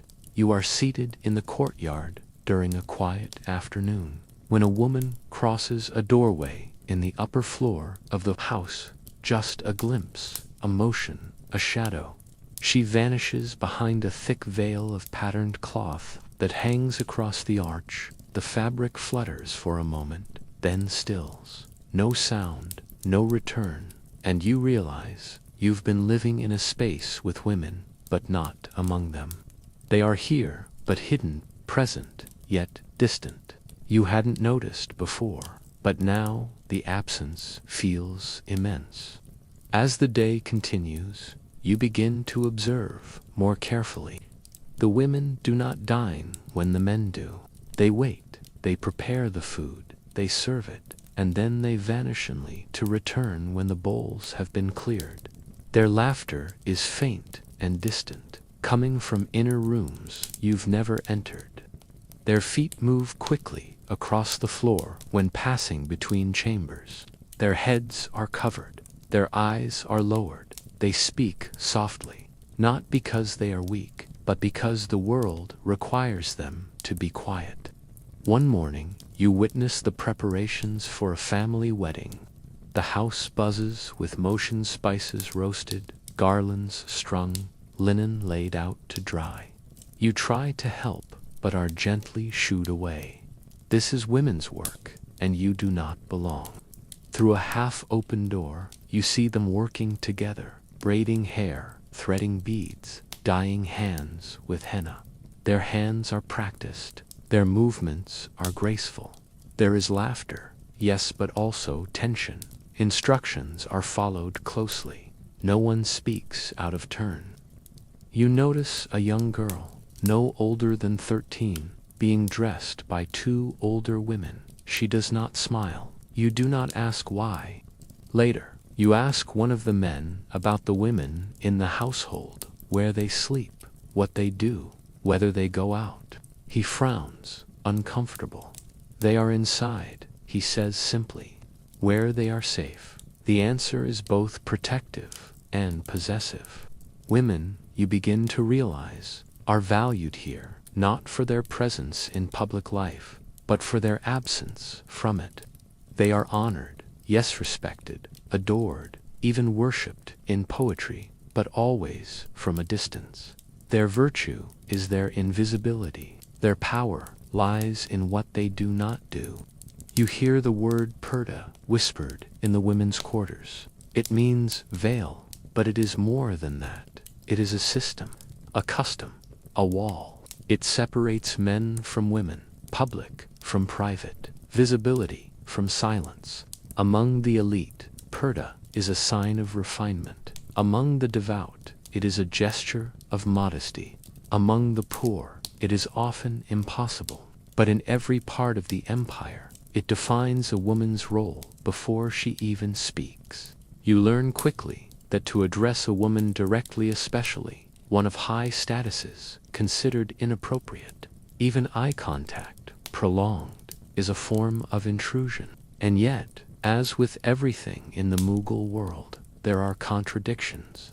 While many women live in seclusion, others wield great power. You hear stories of Empress Nur Jahan, who ruled in her husband's name, issued imperial orders, and held audiences behind latticed screens. Poets sing of courtesans trained in music, literature, and politics, who entertained nobles and shaped the art of their time. Women may be confined, but they are not voiceless. They may be hidden, but they are not powerless. Their influence moves like wind through silken scene, but unmistakable. One afternoon, you pass a caravan of palanquins, wooden boxes carried by servants, curtains drawn tight. You are told they contain women of noble families traveling to a shrine. They will not step outside. They will not speak to the men guiding them. You imagine the world from behind those curtains, sound, muffled, sunlight-filtered, motion without walking. You wonder if it feels like safety or like a cage. You will never know. No man here asks. No woman says. Later, you see a different world entirely. You wander into a rural village and watch women drawing water from a well, balancing pots on their hips, laughing freely. Their heads are covered, but their faces are visible. Their voices ring out clearly. One of them scolds a boy for throwing stones. Another trades gossip with a neighbor. Here, the rules are softer. Life is harder, and women work beside men, not behind them. And yet, even here you sense the boundary. These women are strong, but not free. Their place is set, their expectations clear. To step beyond them would be to court danger. At night, lying on your mat beneath the open sky, you begin to reflect on all the invisible walls you've passed without knowing. How many rooms you haven't entered. How many voices you haven't heard. How many stories you'll never be told. In your world, you are used to seeing women on every street, in every shop, on every screen. Here, they exist behind curtains, beneath veils, within rules. They shape the home, but are shaped by it in return. You understand now why you wouldn't survive. Not just because of the rules you would break, but because of how little you understand them. because you wouldn't know when to speak or to be silent, because you would ask too many questions, because the lives of half the people around you would remain closed to you not by force, but by tradition. In the Mughal Empire, women live within the folds of society's most intricate fabric, and from the outside, you can only ever glimpse the embroidery. It begins, as most mistakes in this empire do, with something that seems harmless, a choice of what to wear. You wake on a cool morning, still weak from your recent illness, and find a neatly folded set of clothes beside your cot. Cotton, soft to the touch, dyed in natural indigo, and edged with simple white thread, a long tunic, wide-legged trousers, and a sash. You dress slowly, grateful for the clean fabric and the generosity of your hosts. But the moment you step into the courtyard, you sense it, the change in the air, a pause in conversation, a glance held just a second too long. Something about what you're wearing is wrong. You don't know what it is, the cut, the color, the way you've wrapped the sash. You look around for clues. The elder of the household is wearing similar garments, but his sash is tied on the other side.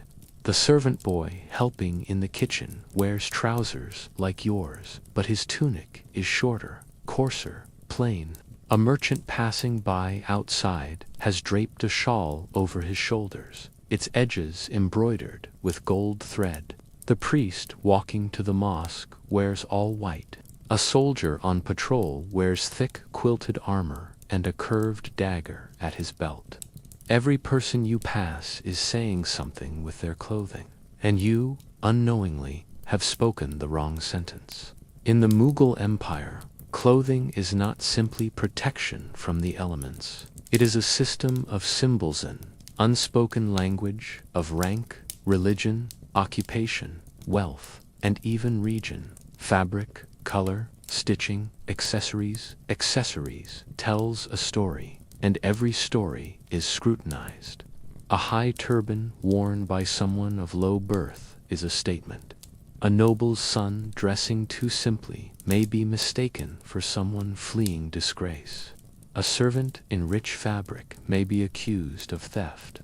Every fold is a signal, every layer a boundary. And you, stepping into this world with modern instincts and neutral expectations, are always one thread away from offense. You begin to study what people wear, at first just to avoid embarrassment, but soon you realize how much it reveals. The courtiers in the emperor's city wear silk robes jamazdat wrap, left over right, fastened with small loops. Their sashes patgazar, embroidered with flowers, tigers, or verses of poetry. Their turbans are enormous, layered with care, scented with rosewater. By contrast, the artisans wear shorter tunics, belted at the waist, sleeves rolled up, head coverings, simple and utilitarian. Peasant women wear ankle-length gagras in bold colors, their dupattas used to cover their heads and faces. Wealthier women wear translucent muslin veils, embroidered slippers, silver jewelry that tinkles with each movement. Color, too, speaks its own dialect. White is worn by mourners, but also by clerics. Yellow appears during festivals, like Basant, signaling joy. Green is associated with Islam and spiritual renewal. Red marks marriage, especially for Hindu brides.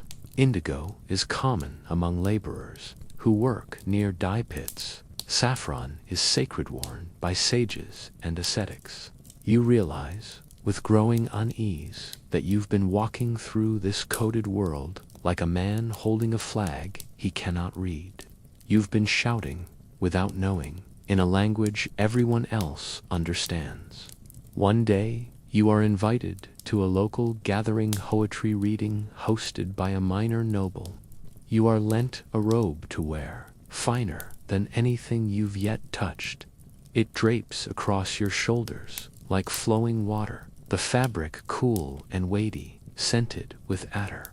A servant carefully wraps your turban, making 6 precise coils, then tucks in a brooch shaped like a lotus. You feel regal, dignified, almost invisible in your borrowed elegance. But as soon as you arrive, the nobleman greets you with a stiff nod. His eyes rest a little too long on your robe. He does not offer the seat of honor as he had promised. You are ushered to the side instead, near the musicians. It takes you hours to realize what you've done. The robe you wore, beautiful as it is, bears a pattern typically reserved for religious scholars. The brooch in your turban resembles one used by a rival court. You came to listen to verse, but you arrived in costume. To everyone else, you made a declaration, and to many, it was the wrong one. Back at home, you try to explain how in your world, clothing is expression, personal, a way to stand out. Here, clothing is expectation, communal, a way to blend in. The elder of the household smiles patiently. We know who we are, he says, because we know what we wear. You ask him what would happen if someone dressed as someone else. His face grows serious. Then they would be asked, who gave you permission? The question echoes in your mind. Who gave you permission to wear what you wear, to walk where you walk, to exist in spaces never meant for you? You begin to understand that in this world, identity is not chosen, is received. Your clothes are not just yours. They are a message you carry from your family, your caste, your guild, your god. To wear them is to accept those ties. To ignore them is to invite suspicion. And yet, despite its restrictions, the clothing of the Mughal Empire is undeniably beautiful. You find yourself marveling at the detail, the embroidery, the hand-woven threads, the rich dyes. Even the simplest garments carry the labor of countless hands. The weaver, the dyer, the tailor, the washer, the merchant. There is no mass production here. Every garment is a collaboration. Every outfit, a tribute to the empire's vast networks of trade and artistry. Still, you move cautiously now. You wear what is given to you. You ask before tying a sash. You defer when handed cloth you do not understand. Even then, you are never entirely certain. One morning, you are stopped in the street by a man who frowns at your shoes. He gestures firmly for you to remove them. Only later do you learn that you'd wandered near a shrine. The mistake, though small, weighs heavily on you. Not for the embarrassment, but for the realization. Here, even your feet must know where they stand. That night, as you undress, folding your borrowed robe with care, you wonder what your clothes at home say about you. Jeans, a hoodie, a t-shirt, things worn without thought.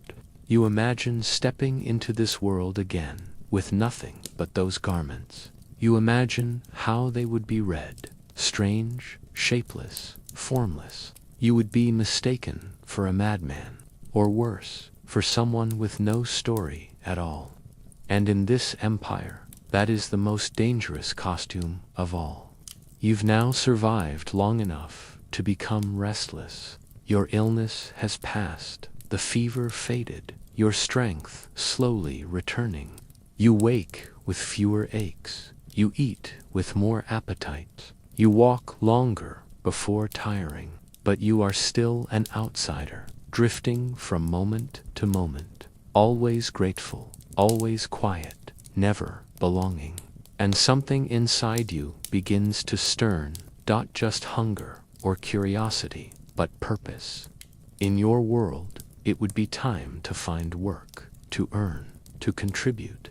But here, in the boundless machinery of the Mughal Empire, you realize, with quiet dread, you have no idea where to begin. You rise early, hopeful, and ask the elder of the house whether there's anything you can do to help. He smiles with polite confusion. Help with what? He asks. You gesture vaguely toward the chores, the sweeping, the cooking, the carrying of water. But these tasks, you learn, are already spoken for. The servant girl tends the kitchen. The stable boy manages the animals. The elder's sons handle trade and supplies. You are gently, but unmistakably, told to rest. You are a guest. And in this world, guests do not work unless they are poor, or unless they are pretending not to be. Undeterred, you walk into the city. You begin observing labor more closely, hoping to find a way in. At the market, every stall is guarded by tradition. The spice merchant inherited his stall from his father, who inherited it from his own. The potter has a workshop full of nephews and cousins. The weaver sits at a loom made by his grandfather, threading techniques older than memory. There are no applications here, no job boards, no entry-level positions. To work is not to seek employment. Tit is to continue a lineage. You must belong to a guild, a caste, a clan. Without that belonging, your hands are empty. You try anyway. You offer to carry sacks for a grocer. He looks you over, puzzled, and says no. A metalsmith allows you to watch him for a while, but shoos you away when you ask to try the hammer. A scribe in a quiet lane lets you sharpen his reeds for half an hour, then thanks you and sends you on your way. It becomes clear that no one knows what to do with you. You are dressed like a noble, speak like a foreigner, act like a child. Your labor has no category. You are neither skilled nor unskilled. You are simply out of place. Eventually, you are told to try the caravanserai place for travelers and merchants. Perhaps someone says they might need a hand with packing or carrying loads. You go at once. The building is immense. Stone walls, arched gates, wide courtyards where camels groan and men barter over bales of cloth and spice. You offer your help. A merchant eyes you warily. He asks what languages you speak. You stumble. He asks what weights you can lift. You shrug. He asks for a reference. You have none. He waves you off. In this empire, strangers are not employees. Strangers are suspects. You begin to understand something essential. The Mughal world is one of structure, not mobility. Here, your work is not your ambition, it is your identity. It is dictated by family, location, faith, caste, and gender. The carpenter's son will be a carpenter. The soldier's son will drill beside his father. The noble's son will attend court and learn to flatter. There are exceptions, yestellis, of clever men rising through courtly favor, poets becoming viziers. But these are miracles, not expectations. There is no myth of reinvention here. You cannot just become something else. And then there is the bureaucracy, the vast imperial network of scribes, messengers, tax collectors, and soldiers. You hear about it in whispers, see fragments of it in action. A caravan guarded by imperial troops. A man with a stamped scroll collecting coin from shopkeepers. A noble's clerk delivering orders on horseback. You wonder whether you could find a place there. You are educated, after all. You can, right? You can count. But none of that matters without patronage. To work for the empire, you must be known, trusted, endorsed. Your bloodline must be clean. Your loyalties proven. You who have no papers, no past, no place, would never be allowed near the palace gates. So you drift, day by day, trying to make yourself useful in invisible ways. You sweep when no one asks. You help the water seller fill his jugs. You carry a stool for an old man on his way to prayer. People nod, some thank you, but no one pays, no one offers work. You are the helpful shadow, always there, never needed. It begins to gnaw at you, not because you miss money, but because you miss identity. In your world, what you do shapes who you are.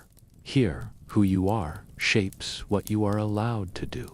And you, for all your effort, are still no one.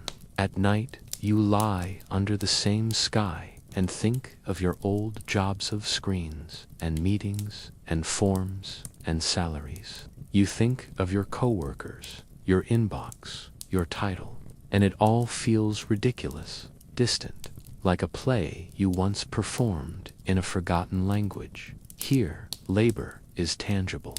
Grain must be ground, cloth must be dyed, stones must be lifted, ink must be mixed. Work is seen, smelled, heard. It is physical, communal, sacred, and without it, you are untethered. You try to accept it, to be at peace with stillness, to be a guest in a world that has no room for your ambition. But deep down, you understand now, this empire, with all its wonder and structure, has no space for someone like you. Not because it is cruel, but because it is complete. Every place is taken, every job inherited, every hand already promised. And so you remain a wanderer, not because you want to be, but because the empire has nowhere for you to stay. The morning arrives, not with birdsong or prayer, but with sweat warm and damp on your forehead. Before the sun has even cleared the rooftops, you wipe it away and sit up slowly, your mat already sticky beneath you. The air hangs thick in your lungs. There is no breeze, no promise of relief, only the slow certainty that the day ahead will be hotter than the one before it. You close your eyes, hoping to slip back into sleep, but your body has already begun to wilt. The empire does not wait for comfort. You step into the courtyard, where the stone floor radiates the heat it absorbed overnight. Water has been sprinkled in neat lines to cool the dust, but it evaporates almost instantly. The clay walls around you glow like embers. A servant fans a small charcoal stove to heat tea, but the smoke lingers longer than usual, hanging low and heavy. Even the animals seem weary. A goat lies flat in the shade, tongue out, chest rising with shallow breaths. A chicken nestles beside a water pot, wings splayed, eyes half closed. As the sun rises, so does the dust. It billows with every footstep, stirred by wheels and hooves and wind. You walk through the lanes with a cloth pressed to your face, trying to shield your mouth, but it does little good. Dust coats everything: your tongue, your eyelashes, the inside of your ears. It dulls the color of the market stalls. It settles into the creases of your clothes.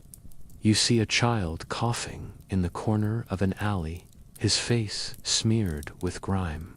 His mother wipes his nose with the edge of her dupatta and goes on selling onions from her basket.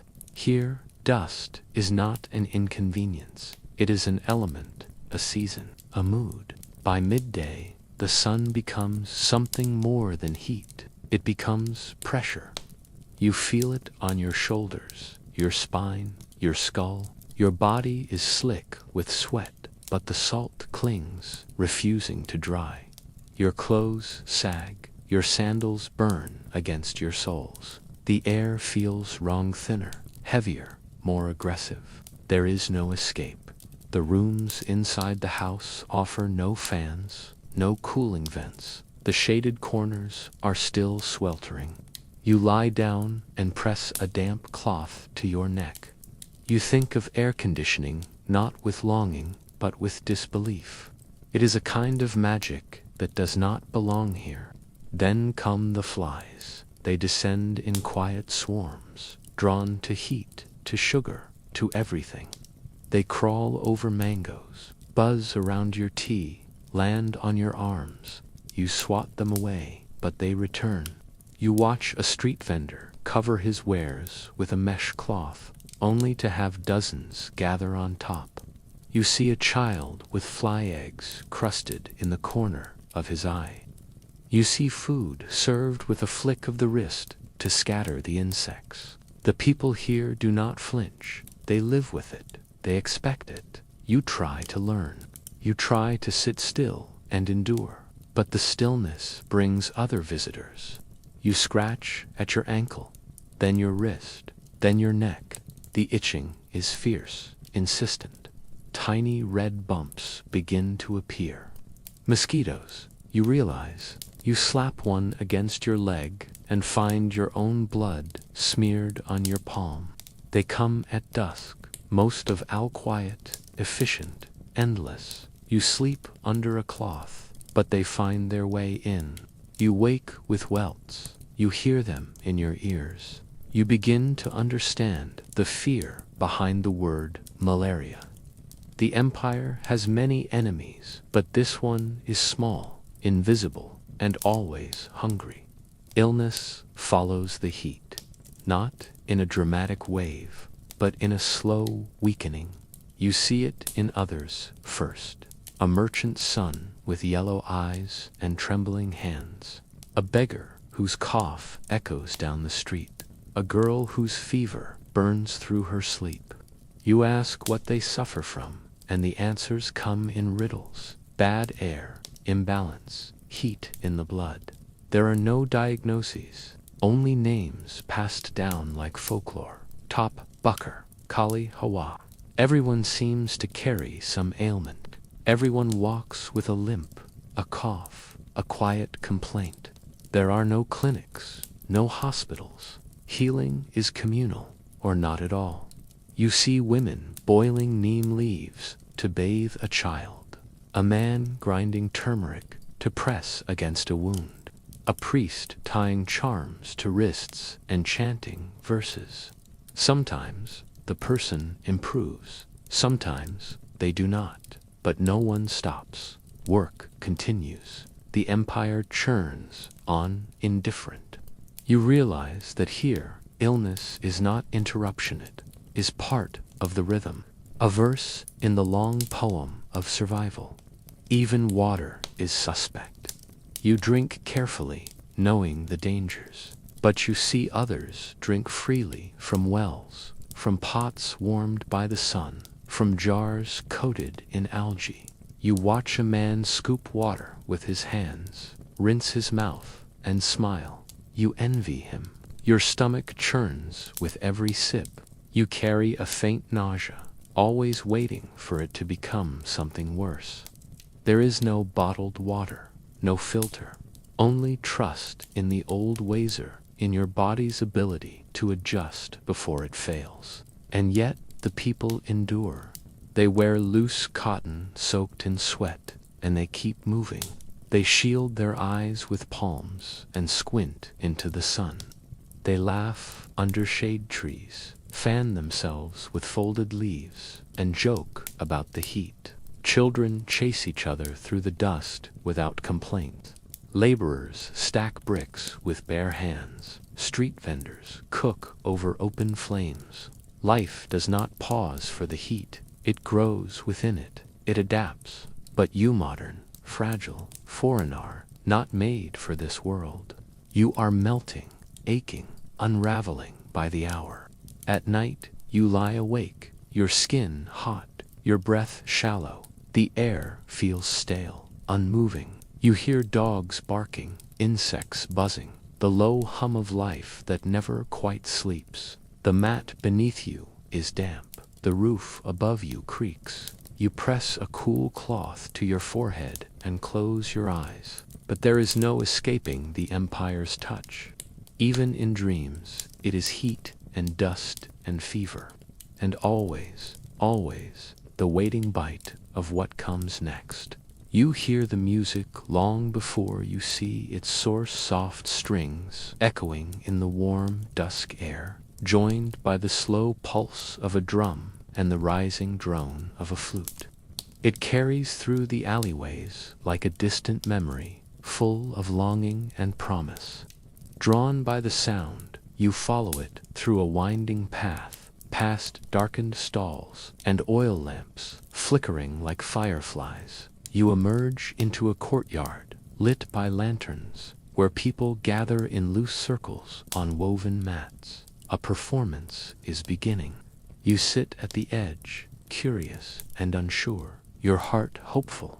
This is entertainment, you think, something you can finally understand. But within moments, you realize you are mistaken. The singer begins not with a song, exactly, but with a slow chant, stretching syllables into aching shapes. The language is unfamiliar. It might be Persian, or Braj Basha, or perhaps a local dialect laced with poetry. The crowd is rapt. You glance around, searching for some anchor. Laughter rises in the middle of a verse, but you do not know why. You missed the rhythm. You missed the joke. The music continues, layered with tambura drones and hand claps, and the singer's hands move as much as their voice shaping invisible ideas in the air. You sit very still, trying not to disturb something sacred. You thought entertainment would be escape. Instead, it is ritual.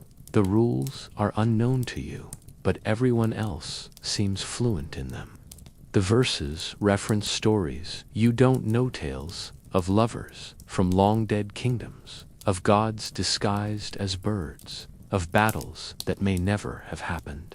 A young man leans toward his companion and whispers a line from the song before it ends. She smiles. She understands. You do not. You are not just foreign. You are illiterate in delight. The next day, you try again. A group gathers near the palace walls, forming a wide ring beneath a tree. In the center, two men begin to dance not for beauty, but for power. They stomp, whirl, slap their chests, mimic the movements of animals. It is a form of storytelling through motion, but you miss the story. The crowd cheers at moments that seem arbitrary. One dancer sticks out his tongue and lunges. The other leaps and lands in silence. A boy beside you whispers that it's from the Mahabharata, a war scene. You nod, pretending to follow, but your understanding drips away like sweat from your brow. That evening, the family you stay with invites you to a poetry recital. You expect stillness and quiet, perhaps, a scholar reading verses from a scroll. Instead, the courtyard is alive with energy. A small platform has been set up, and a series of poetsmen and women take turns performing, not reading, performing. Their voices rise and fall like ocean waves. They gesture dramatically, walk as they speak, play with meter and silence. The audience snaps their fingers in approval. They groan at a clever turn of phrase. You watch in awe, but the meaning slides past you. Even with translation, the metaphors are so specific, the rhythm so dependent on cultural knowledge, that you feel you are watching ghosts speak in dreams. In the days that follow, you begin to see entertainment everywhere, but always through glass. Courtesans singing raga in candlelit rooms, their voices trained over years to evoke love, sorrow, and longing. Wrestlers performing in dusty arenas while drums beat their victories. Monkeys and bears dancing to the pull of ropes while children cheer and toss coins. Elephants painted in bright colors parading through the city, bearing nobles on high thrones while the crowd shouts praise. A puppet show in the square where the figures move with jerky grace and voices are thrown like spells. All of it dazzling, all of it just out of reach. You begin to understand that entertainment here is not distraction. It is devotion to beauty, to memory, to rhythm. It is less about amusement and more about immersion. These forms are not meant to be understood immediately. They are meant to be lived in, repeated, learned slowly, passed from master to student over decades. You, who grew up with screens and subtitles and bite-sized distractions, are not built for this. Your attention wanders. Your body aches from sitting too long. You miss the point, again and again. Even laughter, when it comes, carries layers. The jester at court tells a tale of a foolish noble who orders his servants to fan a goat. The audience roars. But beneath the joke is a jab at vanity, at status, at a specific courtier who's not present. Everyone knows, everyone laughs. You do not. You are outside the circle, smiling politely at a joke that was never for you. Even when you laugh, it feels like mimicry. You stop attending performances for a while, not out of pride, but out of fatigue. It is exhausting to be the only one not laughing, the only one not clapping at the right time. You begin to understand that entertainment is not merely shared, it is learned. It is passed through generations, like recipes, like prayers. You were not raised on this rhythm. You do not know when to sway, when to cry, when to cheer. And without that knowledge, joy becomes another language you do not speak. At night, you listen to music through the thin walls of the house sitar tabla, voices rising in devotional song. The melodies haunt you, soft and circular. You don't need to understand the words to feel their weight. They lull you, not into pleasure, but into something older, something deeper. This empire's idea of entertainment was never about escape. It was about reflection, about resonance, about remembering what the world feels like when it sings. And you who came seeking comfort find, instead, a kind of longing, a loneliness not of silence, but of sound you cannot follow. You've walked these streets before, narrow, winding, packed with life, but today you walk them with purpose. You clutch a few coins in a cloth pouch at your side, uncertain of their worth, uncertain of what you even need. Something simple, perhaps, food, or a thread of cloth to replace your fraying sash. But even the simplest task becomes daunting in the bazaar. As you turn the corner into the main lane, the world opens into a flood of motion and sound, smell and color. The Mughal bazaar is no quiet place of commerce. It is alive, chaotic, overwhelming. The first thing to strike you is the density. The stalls are built close together, spilling onto the street. There are no straight lines, no signs, no aisles, just a tangle of traders shouting in half a dozen languages, hawking everything from spices to scrolls, bangles to brass pots. The road beneath you is uneven, packed earth worn smooth by generations of feet, hooves, and wheels. Goats nibble scraps between the stalls. A boy ducks past with a basket of lemons balanced on his head.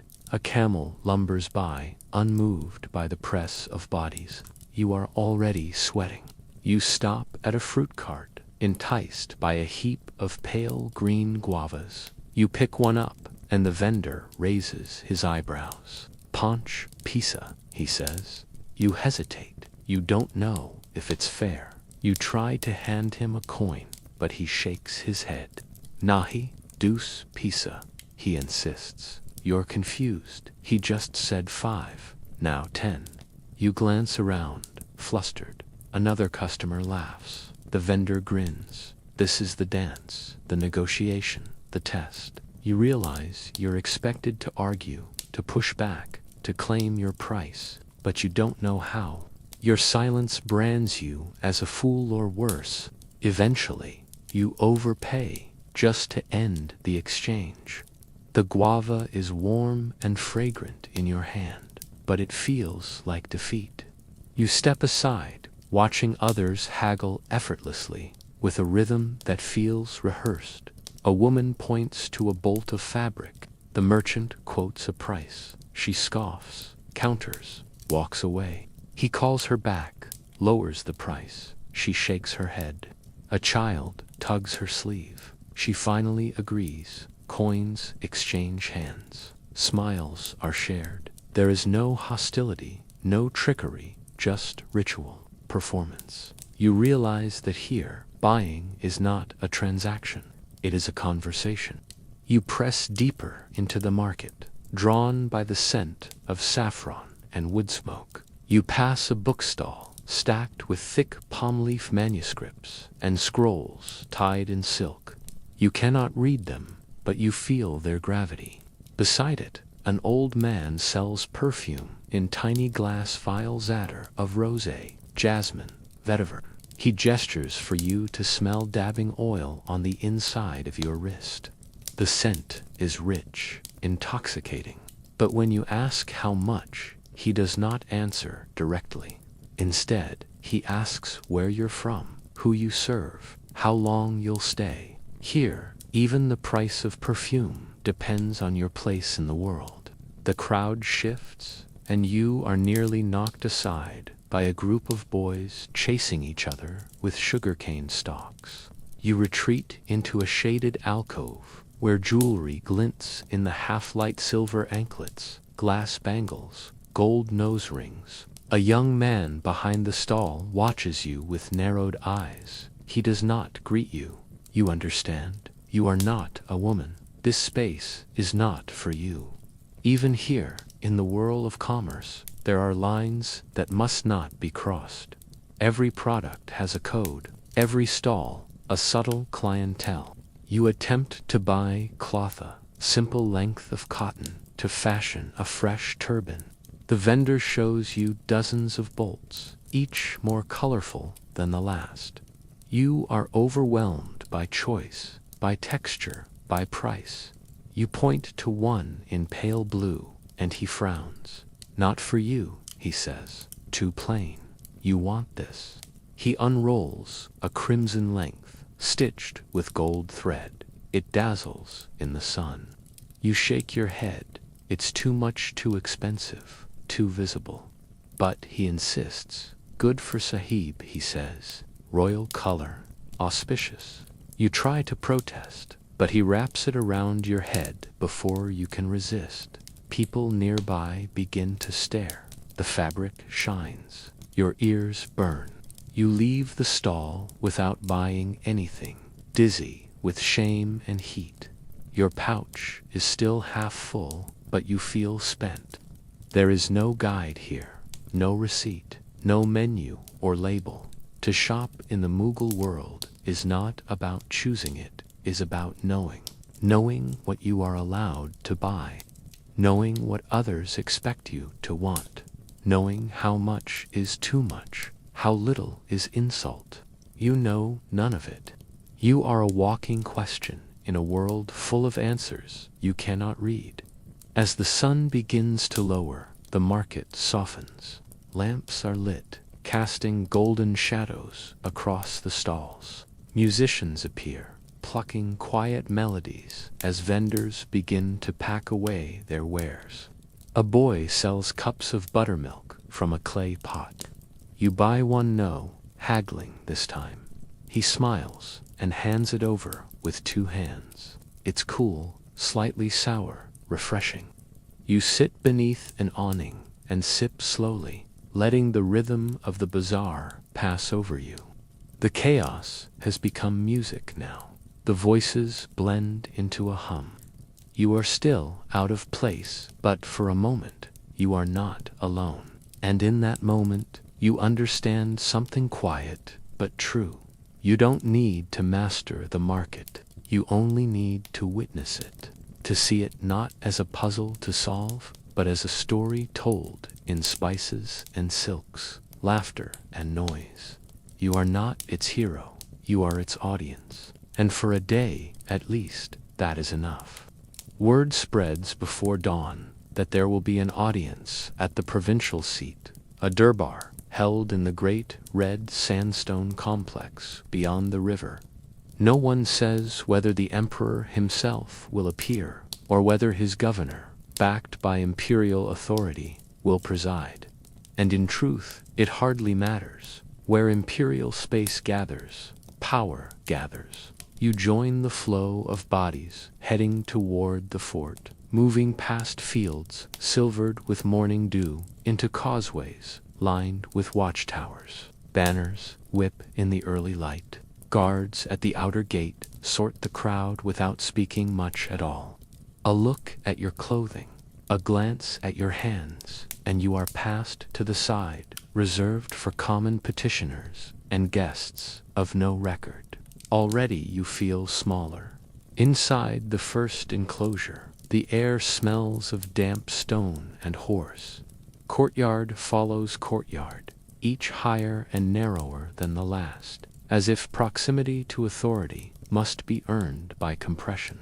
Musicians rehearse near an arch, their drums muted with leather pads. Scribes sit at low desks, sharpening reed pens. Lines form beneath painted porticos, where officials check tokens and letters of introduction sealed in wax. You have none.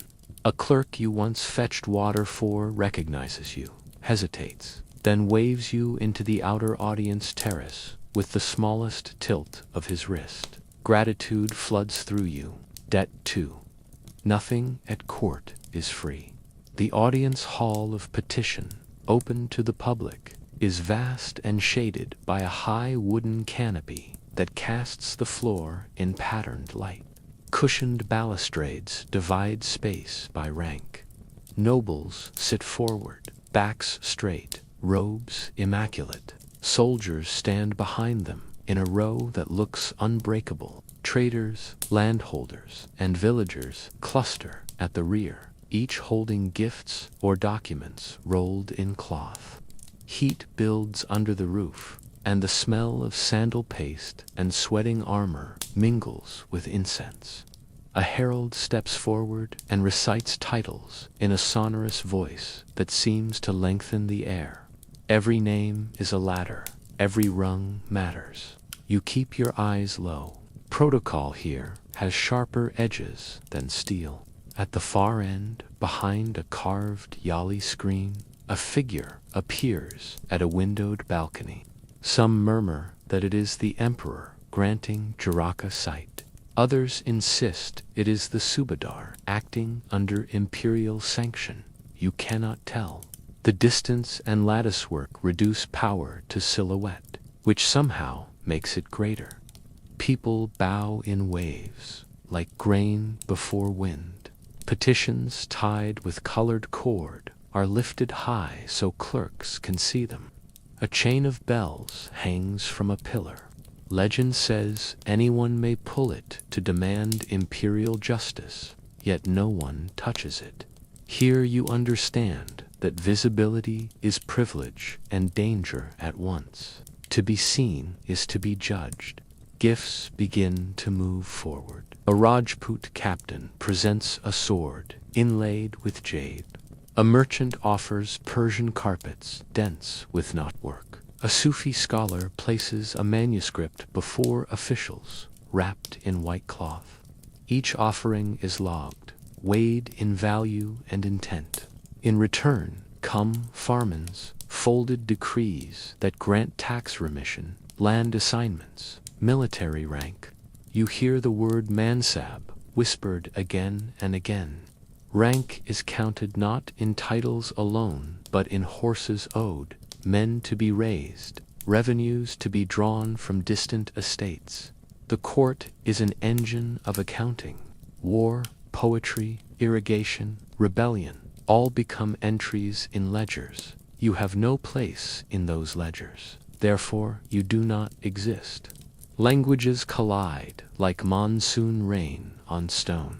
A petition is spoken in Bengali, translated into Hindavi, rendered in Persian for the record. Envoys from the Deccan deliver tribute cloth. A Jesuit, thin and sunburned, offers painted miniatures that fascinate the onlookers. Court singers recite verses comparing the emperor to Solomon, to the full moon, to rain falling on arid plains. Somewhere behind the screen, a soft voice answers, and scribes bend low to capture each word. Meaning crosses tongues, but status never wavers. You follow none of it completely. Even understanding would not help. Acceptance depends on who carries the message. Power's surface glitters, but beneath it runs current. You notice how some nobles watch others when they speak, how a compliment can sharpen like a blade, how one man's seat is moved a hand's width forward and another's back. A clerk drops a scroll. No one helps him. A guard grips the arm of a petitioner who steps across the wrong carpet line. The man is removed without ceremony. No one protests. Court is theater, but the consequences are real. Poison is rumored, exile remembered, favor pursued with a devotion usually reserved for gods. To stand here unanchored is to invite ruin. You slip out before the session ends, nerves frayed. In the adjoining courtyard, the business of empire continues at speed. Tax tallies are counted into copper trays. Messengers mount horses bearing packets sealed in lead. A mint official inspects newly struck coins, whose faces will carry the emperor's name into hands that never see his shadow. Farriers shoe cavalry mounts. Grain inspectors smell sacks for rot. From this single node, instructions will travel across provinces, changing rents, moving armies, funding mosques, punishing defiance. Tomorrow, when a price shifts in the bazaar or a road is cleared for a caravan, it will be because of something decided in that hall you barely survived. By the time you reach the city gates, the sun is low and your legs shake. You carry nothing from court. No decree, no pay, no patron. Yet you carry a new weight, the certain knowledge that in the Mughal world power is spatial, liturgical, bureaucratic, performative, and always watched. To function within it requires lineage, language, a sponsor willing to risk his name on yours, discipline under scrutiny, and the reflex to read signals before they are spoken. You have none of these. One misplaced word, one unfiled token, one accidental breach of rank, and you would vanish into the record as a footnote if you were recorded at all. You lie awake that night, replaying the morning, the echo of titles, the shimmer of silk, the chain no one dared touch. You understand now that the emperor's shadow you felt in the streets is cast by spaces like the one you entered, where authority condenses from ritual into order.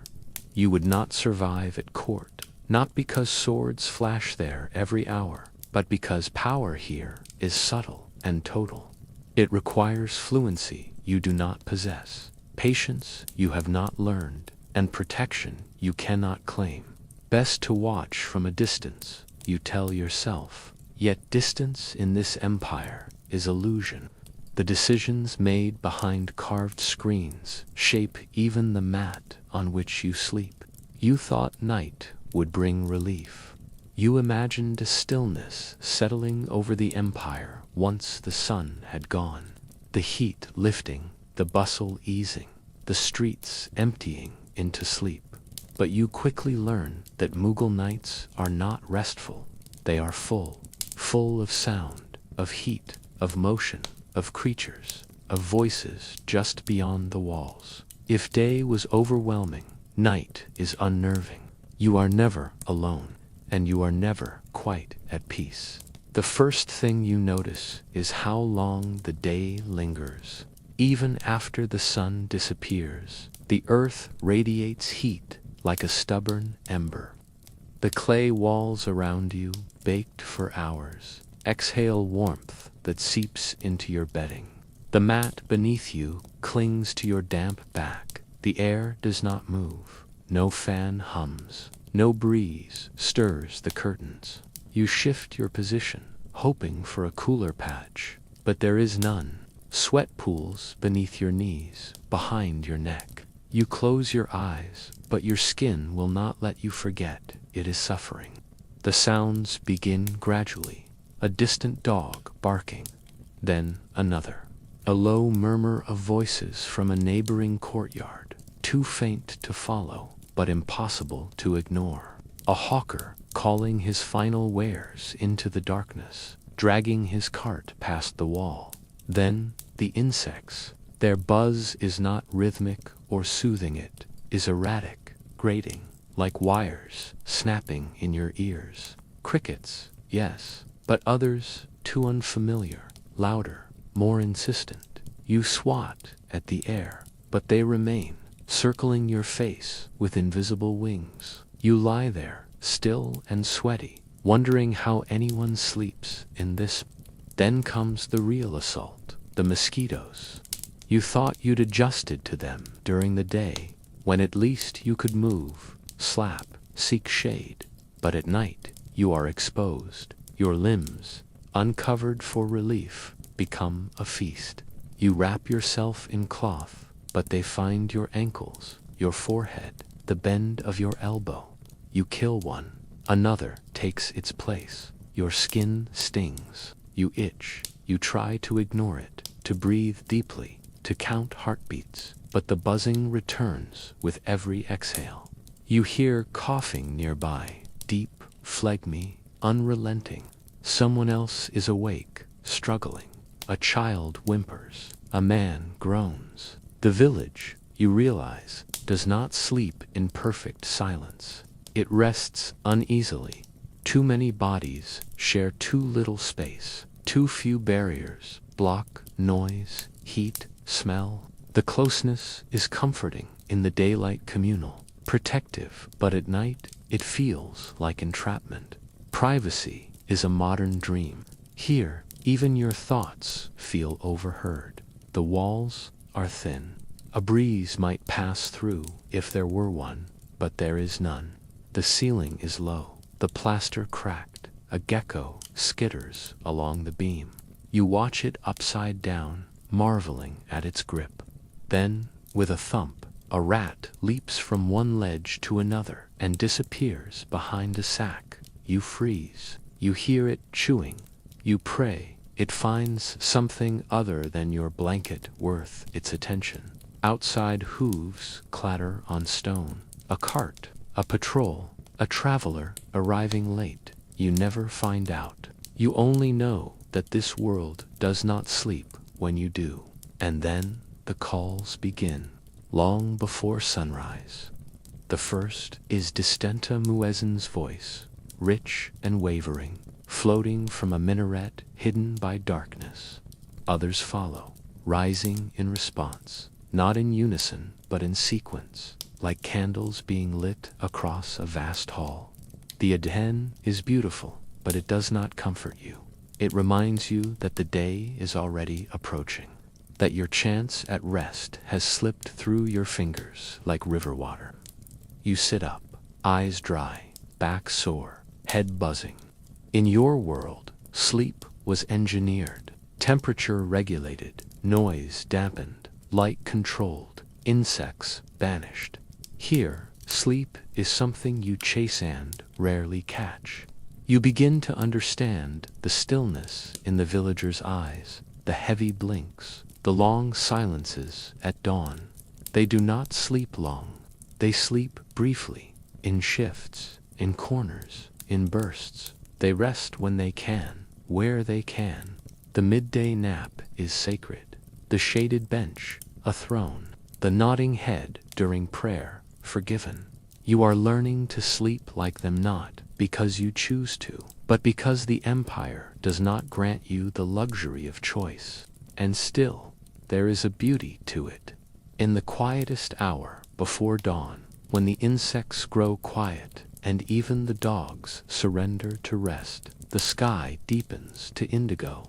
The stars, sharp and unmoving, gaze down on a city that seems finally to exhale. A child stirs beside her mother. A cow shifts in its pen. You lie there, eyes open, limbs prickling, heartbeat slow. You are exhausted, but you are also witnessing something that few ever do with full awareness. The living breath of a civilization as it turns from night to day. It is not restful, but it is real. And somehow, in this heat, this noise, this closeness, you are more awake to history than you have ever been. You hear the commotion before you understand its meaning, an urgent ripple in the marketplace, like a gust of wind moving through leaves. Vendors pause mid-transaction.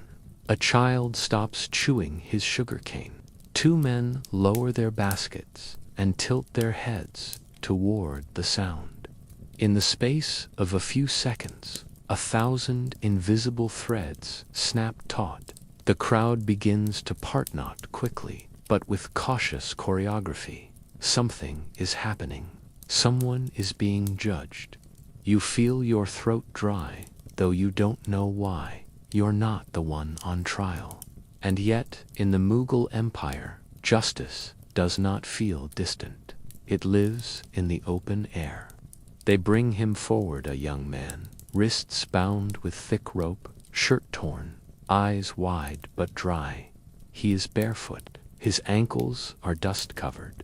A guard on each side grips his arm, not roughly, but firmly enough to leave no doubt.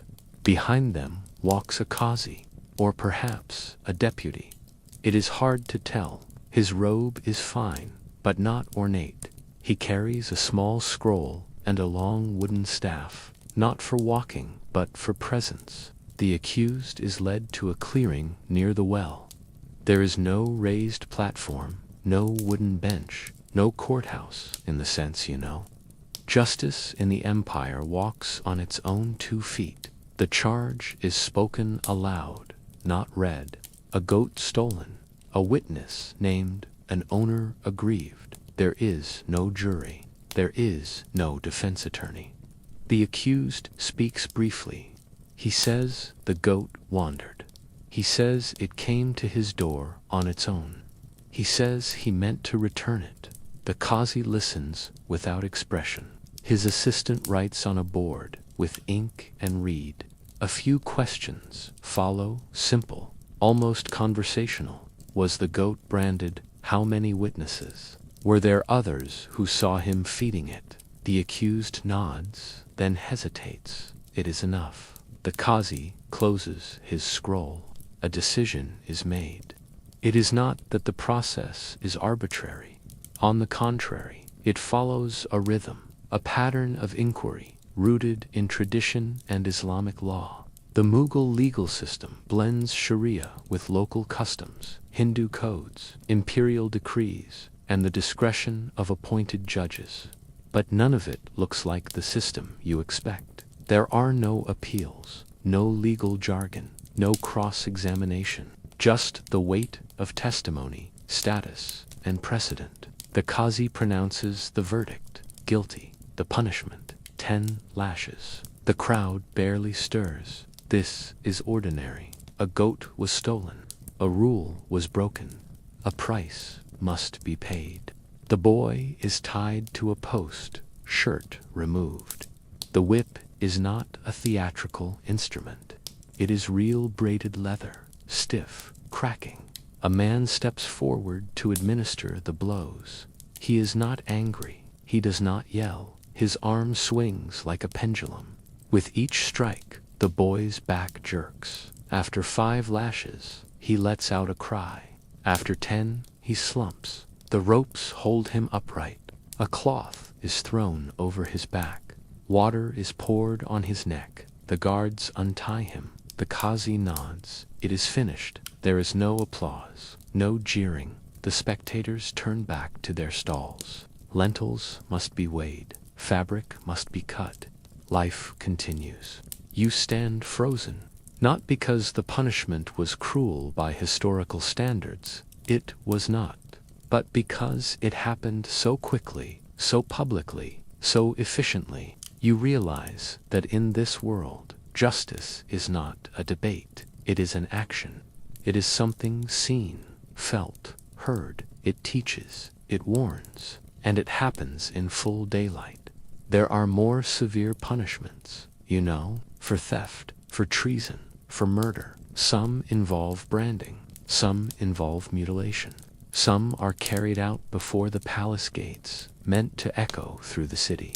But even this, even lashes, remind you how thin your skin would be in this world. You ask a shopkeeper, afterward, whether the man will be imprisoned. He laughs. Why would he be? He says. He has paid his debt. In the empire, prisons are rare and rarely permanent. They are places of holding, not punishment. To be punished is to suffer directly, immediately, and then be returned to society, marked, perhaps, but not removed. Justice is visible, and that visibility is the point. It reinforces the order of things. Who can speak? Who can accuse? Who can forgive? It is not about rehabilitation. It is about harmony, hierarchy, and deterrence. Later that week, you visit a mosque courtyard where two men debate a legal matter over a property line. The Qazi listens again. One man cites a verse from the Quran. The other quotes a local edict issued by the governor. A scribe checks an old land record. A crowd gathers, not to disrupt, but to witness. This is the more civil face of Mughal justice, learned, deliberate, rooted in books and memory. It is no less powerful. The verdict is written and sealed, to be carried back to the village. No punishment this time, only correction. But again, the same lesson. Justice here is not hidden behind walls. It walks in robes. It sits in the shade. It breathes among the people. You think of your world of lawyers and appeals and silent juries behind wooden railings. You think of rights written in ink, protected by procedure. None of that protects you here. Your accent, your clothes, your ignorance of custom would betray you if you were accused. And who would speak for you? Who would interpret? You could be whipped for theft you did not commit, or worse, for offense you did not know you gave. Your survival would depend not on truth, but on the mercy of strangers and the rhythm of laws you do not understand. And so, you step lightly. You watch your words. You avoid disputes. You bow lower than required, because now you know, in the Mughal Empire, justice is not abstract. It is tactile. It touches your back, your reputation, your future. You would not survive a mistake here. Not because you are wicked, but because you are unprepared. And the law, however wise or ancient, does not wait for you to catch up. You wake before dawn, not from rest, but from exhaustion. Your limbs ache from the cold stone floor, and your mouth is dry from dust. The blanket you were given the night before does little against the bite of the early air. You shiver, but there's no time to stretch or ease into the day. Outside, the call to prayer has already begun. The city stirs, the animals rise, the rhythm begins again. You are still here, in this empire of scent and heat and sound, but something feels different. Today, your body protests more. Your spirit sags beneath the weight of accumulated discomforts. You wonder, as you pull on your worn shoes, if this is the day that finally breaks you. Your plan is simple. Leave. Find the caravan master you heard about 3 days ago. Offer what little coin you have for a spot headed west, toward more familiar lands, or at least unfamiliar ones, where your outsider's presence draws less attention. The road is dangerous, yes, but the city has grown heavier by the hour. Its rules are endless. Its kindness is real, though they are come wrapped in expectations and codes you do not understand. So you walk fast, weaving through streets already crowded with people who rise earlier than you, who do more before breakfast than you can manage in a day. You reach the square near the well, just as the sun crests over the rooftop tiles. The crowd is denser than usual. They're shouting. You stop at the edge and see a man, one of the butchers. You think, grappling with a boy. His face is streaked with blood. Something's been stolen. An old woman insists she saw it. Another denies it. A guard arrives. He asks questions quickly. People speak over one another. The butcher points toward the side of the crowd, and in the tangle of hands and voices, someone points at you. You freeze. Maybe they mistook you for someone else. Maybe you were simply in the wrong place. Maybe the gesture meant nothing. But the guard sees it. He walks toward you, slowly. The square tilts. Your ears ring. He says something in Persian. You don't understand. He gestures. You raise your hands. He grabs your arm. The crowd watches. You hear no protest. No voice rises on your behalf. You try to speak in broken Hindi, to say you are a traveler, a guest, that you meant no harm. The guard does not strike you, but he does not let go. They take you to the chowki, the watch house. It is not a prison in the way you know it, just a room with a heavy door and two men sitting cross-legged, recording complaints. You are seated against a wall. The butcher speaks. So do the others. You do not follow the words, only the cadence. You catch fragments. Gora horse. Kori theft. Someone says, Ajnabi furner. You raise your hand. They do not call on you. Instead, one of the officials writes something on a scroll and seals it. Another guard lifts you gently but firmly. You are not yet punished, but you are no longer free. You are held for hours. There is no trial, no meal. Eventually, a man comes to speak with you, older, with a kind face. He speaks a bit of your language. He tells you not to worry, that the matter will resolve, but his tone suggests otherwise. He says, the court is busy. The governor will not hear small matters today. He suggests that if you have coin, it may help. You hand him what little you have. He bows politely and disappears. Time passes like smoke. By the time the sun sets, you are no longer sure what day it is. When they finally release you, no apology is given. You are just told to leave. You wander. You don't know where to go. The caravan is gone. The inn that once took you in says no beds remain. The people who smiled at you now avert their gaze. You are not hated, but you are now marked. A man who was nearly whipped. A man who stood near theft. A man who no longer brings good fortune. In a world where honor is tied to shadow and scent and speech, yours has grown thin. You sit beneath a banyan tree near the river, trying to stay awake. You do not trust the night, and yet you feel it settling over you like a warm blanket pulled by a hand you do not see. You think back over the past days, the temples, the courtyards, the music you did not understand, the spices that stung your mouth, the silk that dazzled your eyes, the women who spoke in metaphor, the children who ran barefoot without complaint, the dancers whose every step had meaning, the poets whose voices shook the night, the soldiers who never blinked, the merchants who weighed you like goods, the emperor you never saw, the empire that measured you without needing to touch you. You were always being judged here, not with cruelty, but with clarity. You did not survive this day, not in the way you meant to, but perhaps in the way that mattered. You did.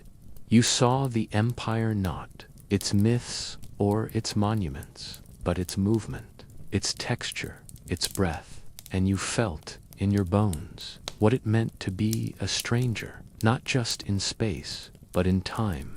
You came with assumptions. You leave with awe. You thought you might survive by adapting. But this world was not yours to shape. It shaped you instead. And in that shaping, you learned a lesson older than history. Some places do not yield to understanding. They demand reverence. And now, as you lie back on the cool ground and let your eyes drift shut, you feel yourself surrendered not to sleep alone, but to the vastness of time, to the echo of 1,000 footsteps on marble floors, to the scent of sandalwood and sweat, to the whisper of poetry in a language you will never learn. The Mughal Empire does not remember you, but you will never forget it.